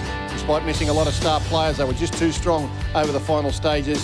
In the end, it was Waterhouse 2 tries, Ty a try, Coote kicked 3 from 4, whilst for the Newcastle Knights, Houston grabbed a double, Bailey, Tolar and Gidley scored tries, and Gidley kicked 5 from 6 in a man-of-the-match performance. And Laurie, Daley, what did you think of that one? Great performance by the Knights. A sensational performance, Gus, given the fact that they had no ball, the penalty count was against them, but they come here with a plan. They really stuck to that plan. I thought they played some terrific football under adverse conditions. You mentioned the fact that they did come in here without Danny Buderus, Ben Cross, Steve Simpson was a late withdrawal. I thought it was one of their finest performances in the last 18 months. Certainly was. Now, Coach Brian Smith, Newcastle coach Brian Smith, went into the press conference. He sat down and said, I don't want to talk about the referee. All I want to talk about is the courage of my players, and I think that was fitting. I think that was fitting. That's something that you would do, not talking about the referees. Actually, you would talk about the referees, but Brian Smith, he was praising his players because it was a terrific performance from them tonight. They came here, not many people expecting them to win the match. They played some great football. They scored 30 points, and it sets up a terrific contest next week when they take on the Sharks. It certainly does. And for the Newcastle Knights, Wes Naguama showed great courage. He played most of the game with a broken foot. All right, another upset of sorts last night as well at COA Stadium, where the Panthers started like a house on fire against Newcastle, who were pretty courageous given they were on the receiving end of a 10-4 penalty count against them. Brian Smith not happy at the completion of that game, but Newcastle, another team that continues to surprise. Look, I think they surprised everyone because their defence has been so outstanding. You talked about how much ball they didn't have in probably the first half of the game. There were plenty of penalties going against them. But one thing that Brian Smith does, and you've got to give the man credit here, is that he has a side. They know exactly what their roles are in their team. Defensively, they're nice and tight. They don't let in a lot of points.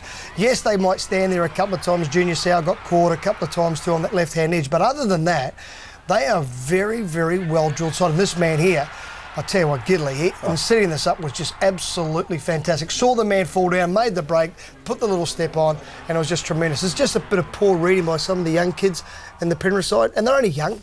They've got to give them time to develop in there. So Matthew Elliott would have been a little bit disappointed, but I think those young guys are going to get better and better as weeks go on. Just on Kirk Gidley, Scott, wore the number 9 last night, defended at fullback, played hooker in attack, played at half in attack. He was the captain. He kicked the goals for them. What more can he do? Well, you look at jersey numbers this day, and it really doesn't play a big part, does it? No. People say he's year 7 or he's year 6. The way game plans are, the way the amount of ball movement is around these days, it really doesn't matter what number you're playing your back. We watched him last week with Newcastle when he played at hooker. He made close to 40 tackles. He was going back and getting the balls that went dead. He was taking the hit up off the 22 tap. He's just a player that's got plenty of energy. Brian Smith, and getting back to what you talked about, the game plan, from Brian Smith, it was so obvious that it was much like Mitchell Pearce when the Roosters played him up there, wasn't it, where whenever Wade Graham got rid of the ball, whether it be a kick or a pass, a lot of the time he was picking himself up off the ground. They attacked the young guys as much as they could, and he said himself, Brian Smith, that it is a game that went to plan. And it's so happy for a coach when everything goes to plan. And they went down there, which would have been a tough win. It would have been cold last night. They've attacked those young guys the best way they could defensively, and come up with a pretty impressive result. All right, let's hear from the coaches, starting with Brian Smith, who, as you'd expect, was pleased with the way his team went last night. Yeah, and I think the strongest performance based around what our plan was as a team. I think we boys stuck to that much better tonight than we've ever done before. We played nowhere near what we practiced to do. So I think the big thing for me is that if you've got a few individuals that are down, you can sit here and I, as a coach, can talk about players not having their mentality right. But when your whole team's down, I've got to accept responsibility that something in our preparation wasn't right. An honest assessment there from Matthew Elliott. That is the NRL ladder as it stands at the moment in round 18 of the Premiership. Manly on top along with the Roosters and the Sharks.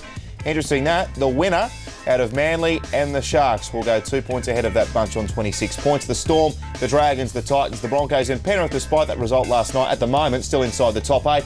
And the bottom half of the ladder sees the Eels there on 18 points along with Newcastle. What a game it is today for Parramatta. The on Melbourne 2 on Monday night. Canberra, the Warriors, another important game for them as well. It's a fair logjam around the cusp of the top 8 there, but certainly those top 4, 5, maybe even the top 6 teams have got things pretty much locked up to themselves at the moment as the way it stands right now. All right, we'll take a break here on the NRL pre-game show, but on the other side, we're going to have a look at the remaining games in round 18 of the NRL.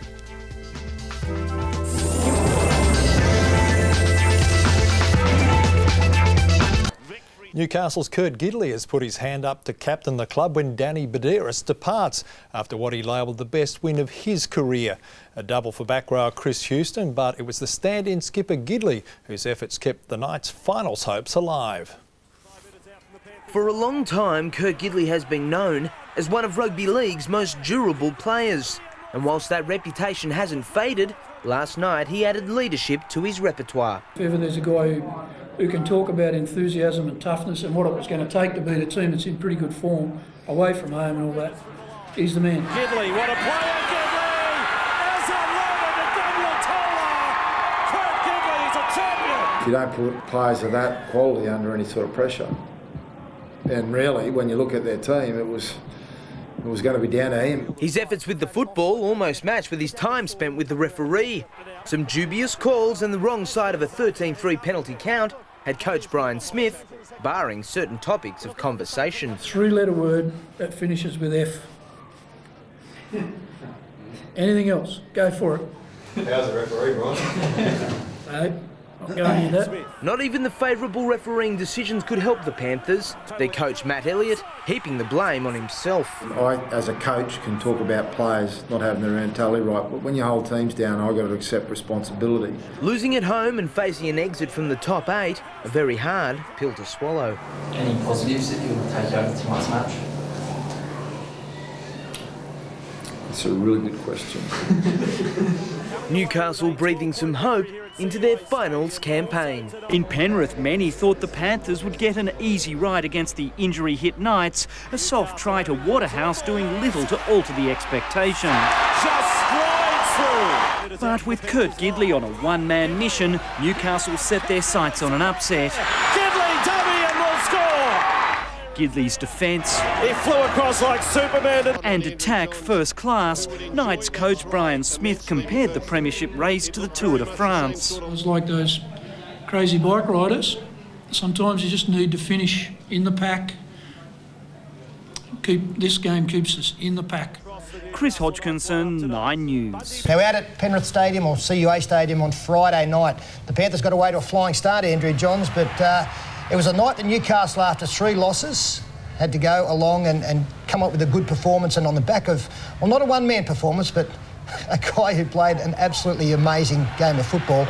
They won by 12. Well, this guy just keeps going from, just keeps pushing the limits and how well he played. He played great in the Origin and just keeps going on from there. You see this play here, they really attack Wade Graham on that right side and they come up trumps. Both in attack and defence, they really targeted the young guy, but he stood up and played well.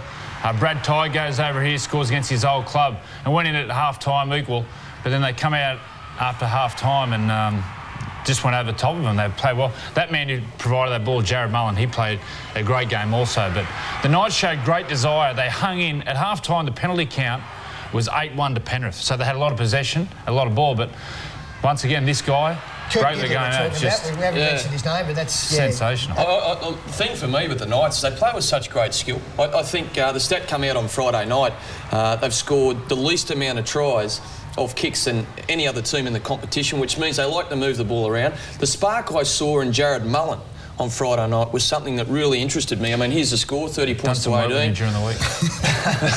But for me, the thing that came out of it was that I don't think he runs the ball enough. I didn't realise how quick he was. I know I saw him see him run down Wendell Sailor last week, but he took the line on and showed enormous amounts of speed. Stat-wise, he's one of the fastest in the club over 40 metres and incredibly strong and powerful too. So he's still only 20, but he's still finding his way. But he's a future leader of the club up there. Well, there were some late changes for Newcastle. Steve Simpson was out and Kurt Gidley had the number 9 on his back, which again just probably proves that it really doesn't make much difference what number is on your back. Out with the football, he attacked from dummy half. In defence, he was back at fullback. And I've got to say, the ultimate rap I can give him, it was almost an Andrew Johns / Danny Buderus kind of performance. and just showed the worth of him in the game, his versatility. Mate, he's the fittest man in the world. I think in the world. For a halfback, like he's playing hooker half. This play was great. I think for a halfback, his decision-making was still so clear at the end of the game. The amount of work he was doing to still come up with the right plays at the back end of the game when he's under fatigue and did so much during the game was amazing. You say he's the fittest man in the world, but I mean, it was Robbie O'Davis that held all the records at the Knights, is that right? And until Kirk Gidley come along, he smashed them all, smashed them to smithereens. Well, Kurt used to compete with him, but the biggest rap I can give Kurt is, I think when he finishes with the Knights, whenever it'll be, he'll be one of the most influential players the club's had because of his influence, his hard work and the culture he provides. Yeah, it was a wonderful performance by Kirk Gidley and the Newcastle team up there. Not an easy place to go and win at. Brian Smith said it was the first time, or one of the best times, that a plan actually came together. They took it in and they executed it perfectly. A lot of young players in the Newcastle camp, and that certainly augurs well for the future, but the man who provides much of their experience is certainly one of the characters of the competition. Well, here he is, the Mad Dog. 19th of March 1995, you play your first match in first grade. It's taken a while to get to 150, but you've reached the milestone. Well done. Yeah, thanks for that. It's obviously been a tough battle. I've overcome a few major setbacks of injuries, and it's just good tonight to still be here and come away with a great win on my 150th game. If you had to play every game since that time, do you realise you would have played 368 first grade matches? You'd be the most capped player in first grade history. No, I didn't realise that, but not too many players get to play every single game, and even the great Darren Lockyer and Andrew Johns at some stage have an injury which puts them out for a season. So that's just the nature of footy, and I suppose the thing I'm most proudest about is the fact that I've come back from a couple of injuries which no one expected me to, and if I would have played all them games, I suppose I wouldn't be playing now. Well, there's a run late in the second half, late in the match, that suggested you've still got plenty to offer. It was the Mad Dog off the leash, the Mad Dog of old. Thighs were talking, doing everything.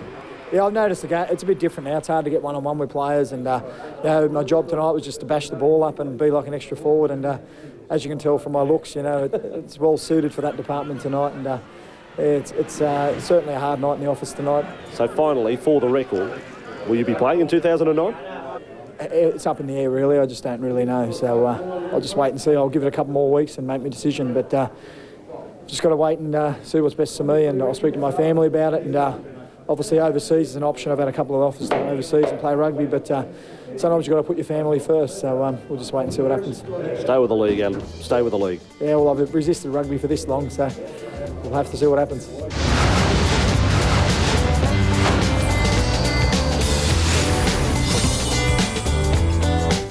The Knights, your old team, you used to ball boy for them as well. Let's have a look at Newcastle. And their attitude is as good as any team in the competition. I still think they're a work in progress, but I like what I see with the way that they turn up to play every week. One thing you know about the Knights, they're going to turn up and give themselves a chance every game, and obviously that's the culture they've had there for a long, long time, and they're going to be right in it up to their rivals. Danny Buderus back in the next couple of weeks. And not a tough run home. I don't think there's sides in there that are ridiculously difficult. I mean, up until they get to the Storm and the Broncos, the last two games, no disrespect that the Eels are in there prior, but it's one of the better runs home. So if they're playing well, they very well could feature. Hey, bro, who's that dude? I've never kicked a lad. I've never put the knees in a lad. I'm going to give a nod thumbs or two, but they always give me a nod thumbs two back. And surely, when we were on the Western outfield, it was really like gladiators, aren't you? Ladies and gentlemen, that man is acknowledged as one of the toughest men ever to play rugby league. Vince Corellius is right there, a legend at St Helens, hailed from Widnes actually, but legend in St Helens. Was part of the Battle of Britain 1958 against Australia, and he was ahead of his time as far as fitness went, and stamina and the work that he did at a time when it just wasn't happening. I mean, they're part-time athletes. They believe he was absolutely terrified. I've heard Rex Mossop talk about him, when I was younger, and said he was terrifying to play against. He was so tough. And I met him with Malcolm Reilly after we won the 97 grand final. He brought him in the sheds, and I shook his hands. One of those guys, when you shake hands with these huge hands and dislocated fingers, and you can see why he was such a great player. Well, the old money, 5'11" and 14 stone, but had the effect of a bloke. He may as well have been 120 kilos and 6'12". Yeah. Everybody you speak to who has anything to do with rugby league in years gone by, so that man there was the toughest to ever play the game. All right, now let's get to the match between the Knights and Panthers on Friday night. Great win by the Newcastle Knights. Concerned about the penalty count at one stage, 8-1. against the Newcastle Knights. And have a listen to Gavin Badger and the cautions he was handing out. Kirk, I spoke to him at the last try about not getting back to 10. Yeah. I penalised him back there. He stands another metre and a half in front of me. Chris, if you're not going to listen to me, you're not going to talk to me, I'm going to sit you down. All right? I'm talking to you. I'm giving you every option to pull out of it. If he doesn't do it, I'm going to sit him down. OK, I understand your frustrations there, mate. What we need to talk now is the 8-1 penalty count. 8-1. And it went on. Now, this was the second caution, and this, when we combine the 3 cautions all together, it goes about a minute 10, a minute 20. Now, go back to your team, tell them if you don't do that, I'm going to sit them down. Now, you do the caution 3 times during the course of the match. At what time are you meant to take action? He's still talking now. So, I mean, you talk about slowing the game up. Honestly, you're talking about slowing the game up. Like, Gavin, you just got to be more succinct with the players. Us footballers, we're very simple, mate. We've got very short attention spans. Get to the point, let the game go. And just do it. Just do it. It's like the... Just do it. Exactly you're offside there, get back on side. You can't warn players about what to do and what not to do. You just follow through. I mean, it's at home, it's just bad parenting. They say way too much on the footy field, and we'll all agree. Maybe Gavin Badger there was struggling a bit for fitness, and he wanted to have a bit more of a chat. I believe that. He's saying, a bit stuffed here. Kirk, come here. I think they should just pull out a card. Yeah, speaking code. Or a white card to say, mate, that's one warning. Yeah. A yellow card is for the second warning. The red card is for a sin bin. Well, they use it in soccer. But let's go, instead of saying a 3-minute montage of... Chat. Say, just, mate, there it is. White card, back to your thing. Don't say another word or you're... White card, back to your thing. Back to your thing, guys. The way the white card, bang. There we go. There's the yellow card. Sorry, Vossi, affect all your notes here. There's your yellow card. And you got the red card. Now, like that. You're gone. You could even colour some paddle pop sticks. At what point of the penalty count do you sit him down? Anyway, it got out of hand. We were joking commentary. If it gets to 15 or 20 to 1, he'll actually sin bin someone. But I reckon we could have been there till 2 a.m. and no player would have been sin bin. 15 seconds remain here. The Sharks are going to hold on. Wicks driving back. It's Gallen, and there's a shot from the side. Gallen wants to go on with it. Taylor is there as well. We're going to finish the game with the big boys venting their frustrations. The siren sounds. Time has been called, and Cronulla are victorious in a low-scoring affair, 16 points to 13. It was a tough game, wasn't it? And it's something that both sides needed, especially the Cronulla Sharks, to get themselves back on top, to win 16-13 today against the Newcastle side that actually threw everything at them. Danny Wicks, didn't he fire up at the end? A little bit late. Got a good victory to the Sharks. It threatened to boil over in the final minute.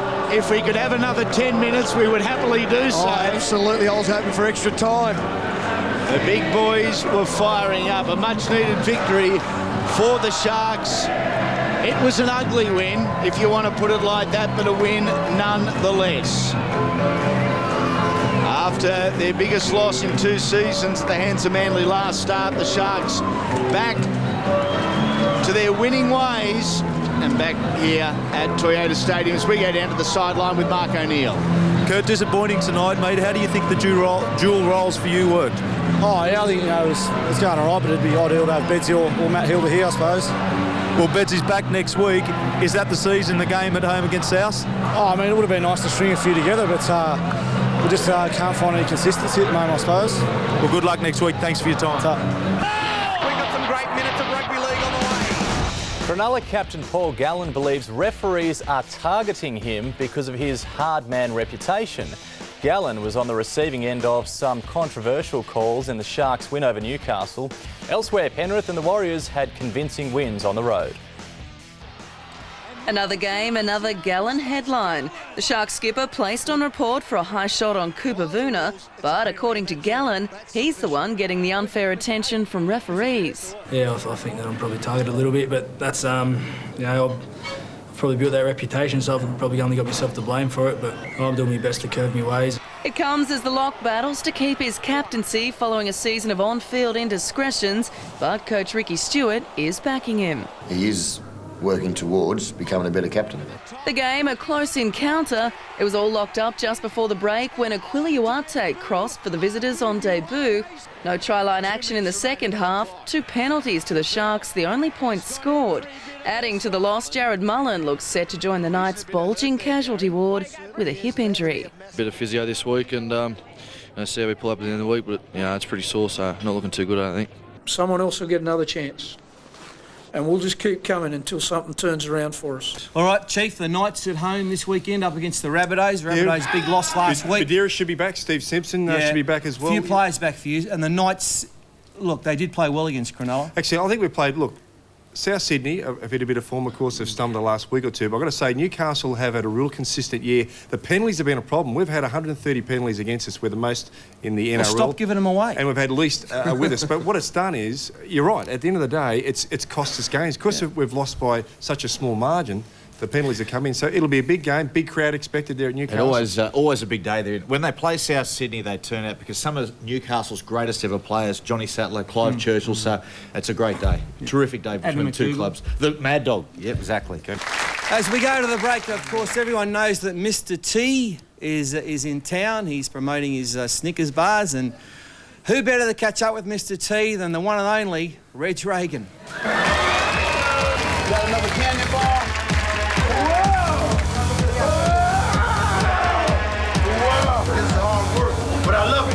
Hey fellas, thanks for coming. I guess you know why you're here. Brought in a motivational speaker. I don't want to give away who it is, but I saw the game on Monday night, 26-0 against the Dragons. Crap. Competition favourites my ass. If I can't motivate you, Craig Bellamy can't motivate you, then I brought in the big guns. Ladies and gentlemen, Mr. T. A.K.A. BK Baracus, A.K.A. Clubber Lang. Yes, sir, brother. How you going, you old shagger? I'm glad to be be here. here.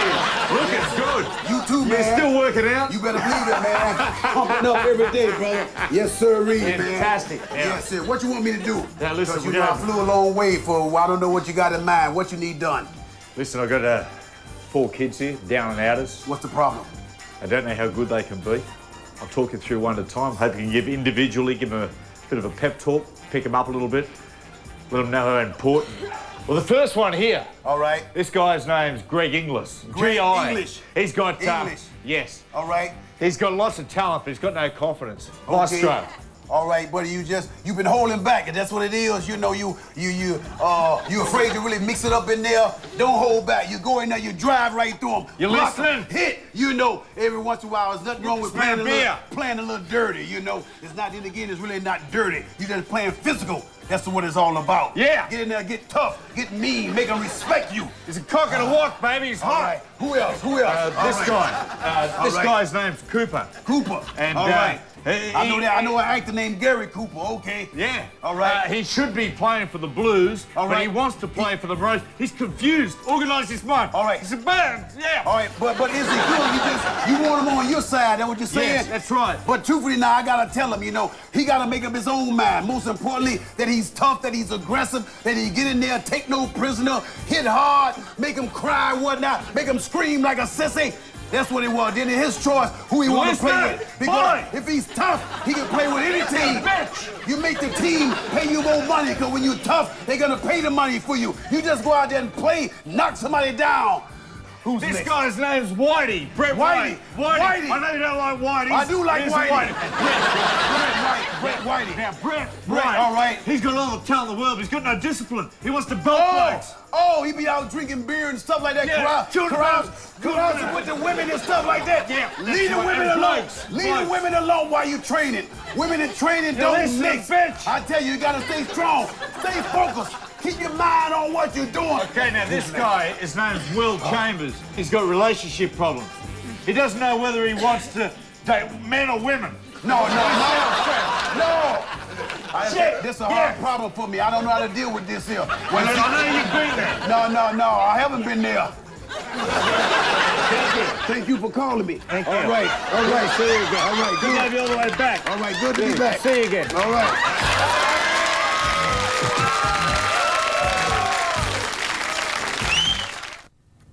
The latest grapple tackle controversy is clearly getting to Storm coach Craig Bellamy, who's reacted angrily when questioned on the subject today.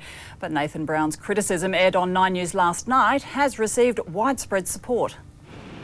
Their nickname has never been more fitting. The storm following Brown's comments didn't subside as Melbourne landed in Auckland. Coach Craig Bellamy told the media he was not taking questions about the Brown spray. Nathan Brown, what's your response to your players being called a cheat? Seriously, that's it.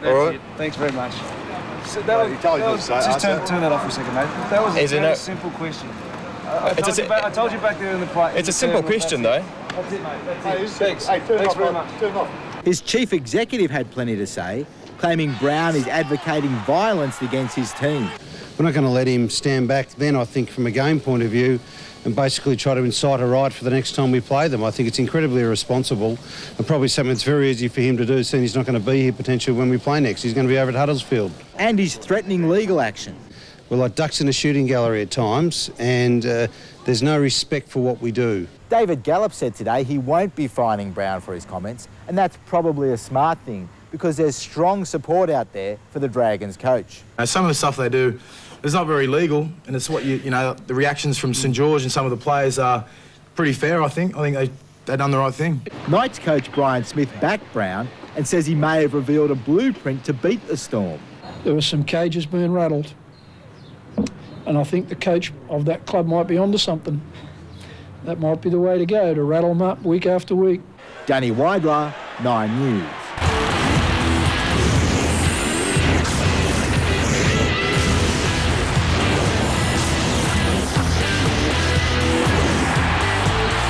It's the Knights and the Rabbitohs on Fox Sports. It is crunch time for the Newcastle Knights on NRL Sunday on a beautiful afternoon in the Hunter. The Knights realise if they are to be in the top 8 this season, they must beat South Sydney this afternoon, but they will be under enormous pressure as they've lost 4 players, including their halves and, of course, international Steve Simpson. As we look at the team lineups for this afternoon, South Sydney also have a change. Luke Capel comes into the starting lineup. Shannon Hegarty is the player out with injury. George Nadira will play hooker in the absence of the suspended Isaac Luke. The coach for South Sydney, of course, is Jason Taylor. Some major changes for the Newcastle Knights this afternoon. They've lost their halves, as I mentioned, Chris Bailey and Jarrod Mullen. And that means we've got changes everywhere with Cooper Vuna going to the bench. Aku Uwate comes in on the wing. Scott Duro will play halfback with no Steve Simpson. Corey Patterson and Cameron Serraldo will come into the interchange bench. Chris Houston will play a wider role today. And the new players on the bench also in 18, Mark Tafua, and in 21 is Marvin Caruana. The coach of the Newcastle Knights is Brian Smith. One positive for Newcastle, of course, this afternoon as they welcome back their inspirational captain, Danny Buderus, and I caught up with him a short time ago. Danny, a couple of weeks on the sideline must be itching to get back. Yeah, definitely. It's you don't want to miss games this time of the year, especially it's my last year, so I've only got 4 home games and I really want to enjoy each one. How important is today? This is our season, I guess. These next 2 home games will determine where we sit on the table, and we want to be in that 8 somewhere. What's the key area you need to perform well in today? Yeah, keep the ball off them. That's the number one thing. You know, you learnt that from a young age, but we can limit to them to the amount of possession they can get. Hopefully we can win. Danny Buderus there, the captain of the Newcastle Knights, and here is the ladder. Joining me in commentary today, Gordon Tallis. We see how important it is for Newcastle. If Souths lose, they're gone, but the Knights, it will be very tough for them. Yeah, well, certainly they've got to hang on to this top 8, especially the Raiders playing so well in the St George Illawarra. This is a big game for the Knights, and it's a game that they can win. I'm sure they would have penciled it in during the week. This is a much-win game, and you only look at the way Danny Buderus spoke then that, it proves that this is a big game for the Newcastle Knights. Well, there is the South Sydney dressing room. No Shannon Hegarty this afternoon, their only change. And the Newcastle Knights, we know how tough it is for them. Let's have a look at the run home that they've got towards the end of the season to see whether or not they're a realistic chance. They take on an out-of-form Eels and Titans in the next couple of weeks. Then the Raiders, the Cowboys, the Storm and the Broncos. They finish tough. But in the next 4 weeks, their season's starting today. The next 4 to 5 weeks will really tell us whether Newcastle will be in the 8. I think they're good enough to do it, but can they do it's the key. Well, look, I think they've been the thorn in most sides' sides. They have got to win 4 of the last 6 on the way home, including this game. So they can win 5 out of their last 7 games. And, I think the way they're playing, they're look, they're well coached with Denny Buderus back and Kirk Gidley on board, and obviously Mullen and Simpson is a huge loss today. But when those guys come back on board, I think that this side is is one of those sides that should be in the 8 when you look at their team on paper, Mark. Well, they've lost their last 4 matches here at Energy Australia Stadium, which is quite unusual for Newcastle. It's been such a hard place to win football games. They have a terrific record over South Sydney. In fact, it's their best winning percentage over any club in the NRL, their wins over South Sydney. The Rabbitohs haven't tasted success too often against Newcastle sides, and we just wonder what sort of a mind frame the Rabbitohs will be in after their loss last week after winning 5 in a row. But here's Roy Asatasi leading his side out onto a sun-drenched Energy Australia Stadium. Can they bounce back from the loss to the West Tigers last week and maybe just keep their season alive? Yeah, well, Jamie Simpson, he played great against the West Tigers last week, made his debut for the Rabbits in round 13. He loves running great lines. He loves getting in dummy half. He's a very busy centre, loves beating his players on the inside shoulder. Scored a try last week just from doing that. He'll have a great battle today with Junior Sal. There's Craig Wing. He'll be better for the runs he's had under his belt. His 6th game for the season. But here come the Newcastle Knights in front of their fanatical home crowd, out of their new dressing room for the first time. They've actually got running hot water in there and chairs and everything. It's just a dream for them. I believe they've got a Wade Poole that works. It's great stuff for the Newcastle players. Well, there he is, James McManus, a very durable player, has played every minute of the last 2 seasons for the Knights. He's got a very high work rate, makes a lot of metres at a dummy half, as do all the Newcastle Knights outside backs. He's going to have to step up today, especially with the likes of their forwards, a couple of key forwards out for the Knights. Watch him get involved from dummy half. Chris Houston wearing the number 11 today. So penalty to South right on full time.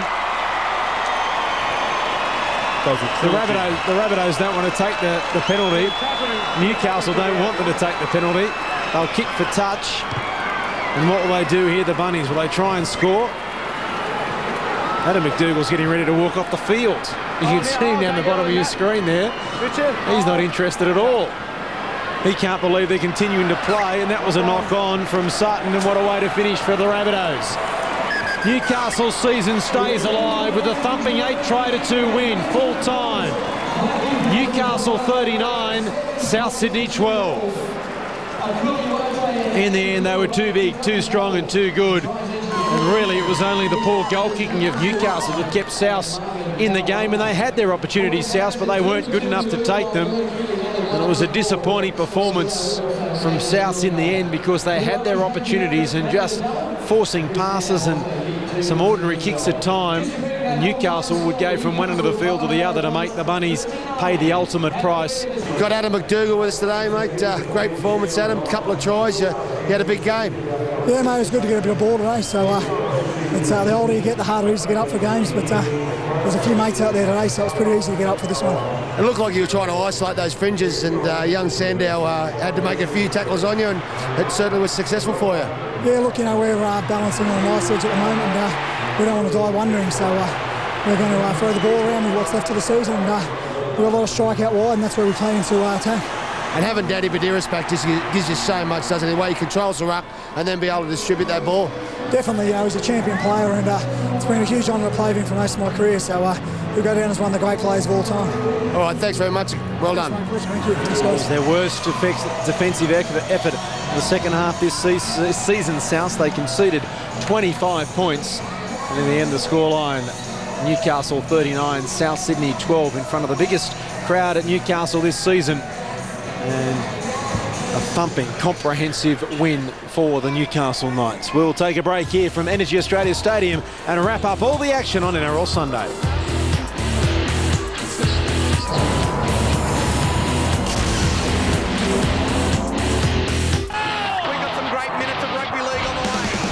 League now, Newcastle winger Adam MacDougall hated his time at Souths. So much so, he black banned renting Russell Crowe's movies out. Well, today, Mad Dog's Knights tore into the frazzled Bunnies. MacDougall, with plenty to play for against his old side, scoring a double. MacDougall came through. It was over the head of Sandow, and the Knights extend their lead again. Souths were vulnerable in defence, letting in 8 tries. The scoreline should have been bigger. The Knights kicking just 3 goals.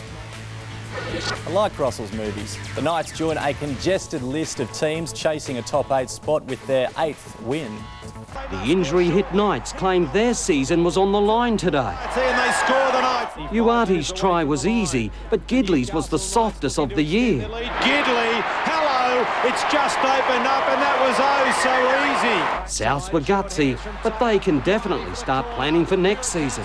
The Knights still believe they can make the top 8, but the Rabbitohs season is as good as over. Hello, it's just opened up and that was so easy. Taylor was fuming after back-to-back Newcastle tries. His only relief for the day was a double from fullback Nathan Merritt. The second half was embarrassing for Souths as the Knights put on 5 tries, including a pair for Adam MacDougall. The full-time score, 39-12. And what's ahead for Newcastle's Adam MacDougall? He's now 33 and off contract at the end of the year.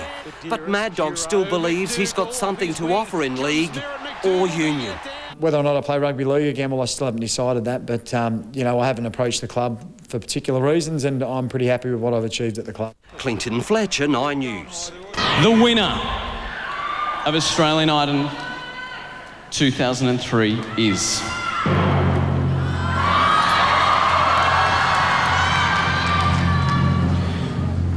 Guy Sebastian.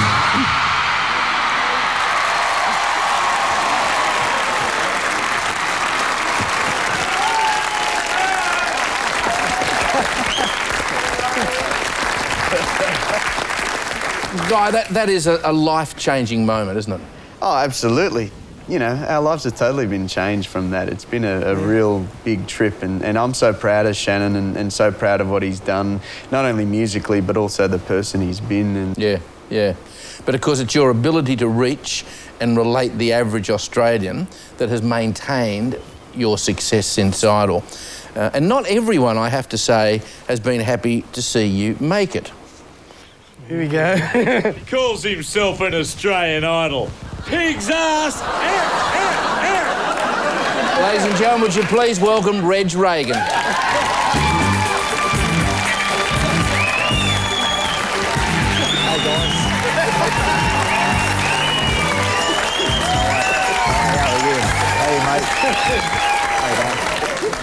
Righto, Reg, what is your problem, mate? What is your problem? You look great, mate. How are you? Keeping really well. Still doing the yoga? Still doing the yoga. Yeah, still keeping trim, taut and terrific? No, you look great. Hey, Cosmo, how are you, darling? Good, how are you? How are you? Thanks very much. Hey, old son, how are you? Come on, through over here. Oh, I tell you what. Mike, I can tell you some stories about this bloke. I've known him since he was a tacker. Back when I was the publican at the Condo Hotel. I remember this young bloke, only 18 years of age. Him and his mates used to come in every Friday night, chase a bit of skirt, Mike. We all used to do a bit of that in our time, even the old ones. And he was out there, really off the rails, and but he could sing. Even back then, he could sing like a bird. Particularly if you give him a grab on the wheels, eh? But no, I hate watching talent go to the wayside. And I remember one night at the pub and I pulled him aside, Dicko, and next to the jukebox, just left to the dartboard, and I pulled him in tight and just tell him what I told you. Yeah, no, I remember that. Yeah, that was a moment between us, mate. A moment I'll never forget. No. Me neither.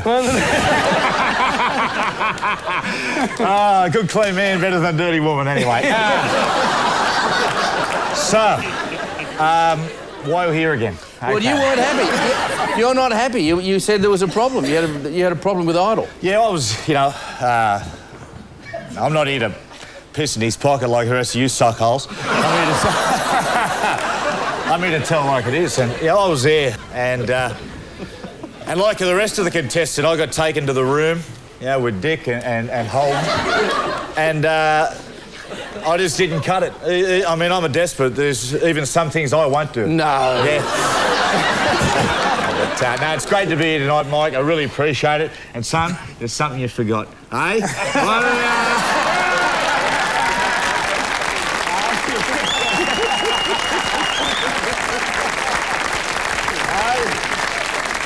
The old flavour saver. I can tell you as an 18-year-old, how many flavours? Fantastic. There we go. Ladies and gentlemen, Reagan. Takes a while to recover, doesn't it, really? Yeah, I reckon that was a classic. We'll take a break and come back to take a look at this weekend's games in round 21. Excuse me, but don't forget to pick up a copy of Big League magazine. Big League magazine is the complete guide to the game you love. It's got the best stories, the best photos and hard-hitting columnists who tell it like it is.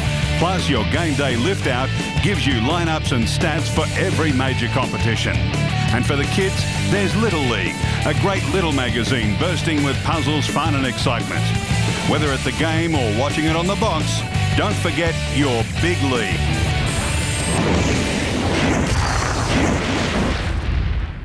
I've got to thank a few people, Fed, if I can. Everdure donated a huge barbecue for the clubhouse there. Thanks to those guys.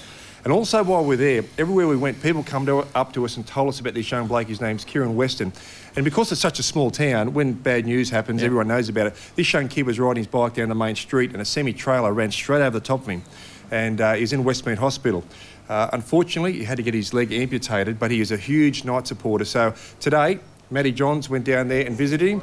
And I just got there straight after him. He was still talking about Matty's visit. He was stoked by it. But he's a big Knights fan, so I asked the Newcastle Knights, and the boys responded very quickly the day after. They got that signed, give it to this young bloke.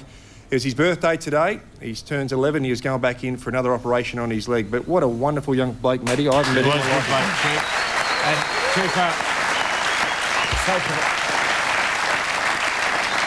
like you said, Chief, I said him in hospital, and I'm sure there'll be someone from, well, you're a board member of the Knights, but someone from the Knights out there can get in contact with the show that as soon as the young bloke's okay and ready to go again, let's get him on the sideline for a Knights game, for one of the big games up there. It's one of the biggest fans in the world, so.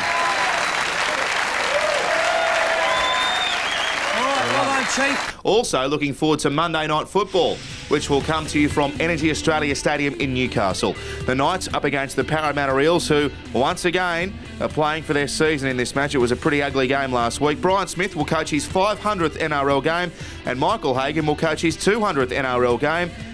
The Swapsy coaches there, Brian Smith and Michael Hagan, going head-to-head in what has been a pretty good rivalry over the last few years as well, going back, of course, to that 2001 grand final where Newcastle got the cash. Jarrod Mullen was the boom player in the competition last year, thrust into the State of Origin limelight. This year, though, he's largely gone under the radar. A few injury problems, and also the outstanding form of Kirk, Gidley and Danny Buderus have perhaps taken some pressure off Jarrod Mullen. He'll have to star for the Newcastle Knights on Monday if they're to get the points there against Parramatta. It's a heavy burden being labelled a senior player when you are just 21 years old. But Newcastle's Jarrod Mullen is comfortable with this weight of expectation. The former New South Wales halfback is back from injury to take on Parramatta, and he's looking forward to being an on-field leader in the run to the finals. I love a challenge, and I'm always up for a good challenge. So just like that Origin game, it was a challenge for me, and I love a challenge, so I'll be up for it for sure. You know, a lot of responsibilities come on my shoulders and Kurt's and Danny's and Simo's for sure, so we're looking to get a win this weekend. He's one of those strike weapons and probably a bit of a key to whether we can find some of that improvement. I think Jarrod's performances when he's at his best put an extra edge on our game. He's got a terrific running game, a fantastic kicking game. The versatile Mullen will play 5'8" in the absence of the injured Chris Bailey, with Scott Duro slotting into halfback. You've had success at both 6 and 7. What's your preferred position? You know, I've played a lot of 6 in my junior days, but I've played a lot of 7 like last year and this year, so it doesn't really bother me. But mate, if I had to pick, probably 7. But mate, 6 is still a great position. You get to run out wider with the backs and stuff like that. So I still love playing 6 as well. I don't think anyone's seen the best of Mullen yet, and he's a pretty hard marker on himself. You know, hopefully he can, not be too hard on himself with his performances and play really well. Buderus goes deep again. Mullen running to them. Too much speed for Daniel Abraham. Mullen grabs a try that just might win the game for Newcastle. Initially, I thought he was clearly a 5'8", and that was his best position. But I've seen improvement in him this year. I think he's probably at a point now where neither of those positions phases him too much. He's pretty comfortable with both. The Knights come into the match on the back of an impressive win over South Sydney. But they are wary of the equally desperate Eels outfit, who are also trying to climb up into the top 8.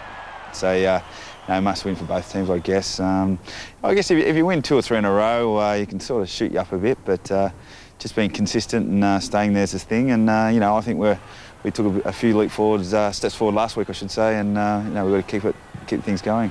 Oh, we'd need to improve a bit, I think. I think we'll need to improve to actually make the 8. We're going to have to deal with some big pressure situations over the next few weeks, and we have got a lot of young boys, but, they've got a pretty positive attitude.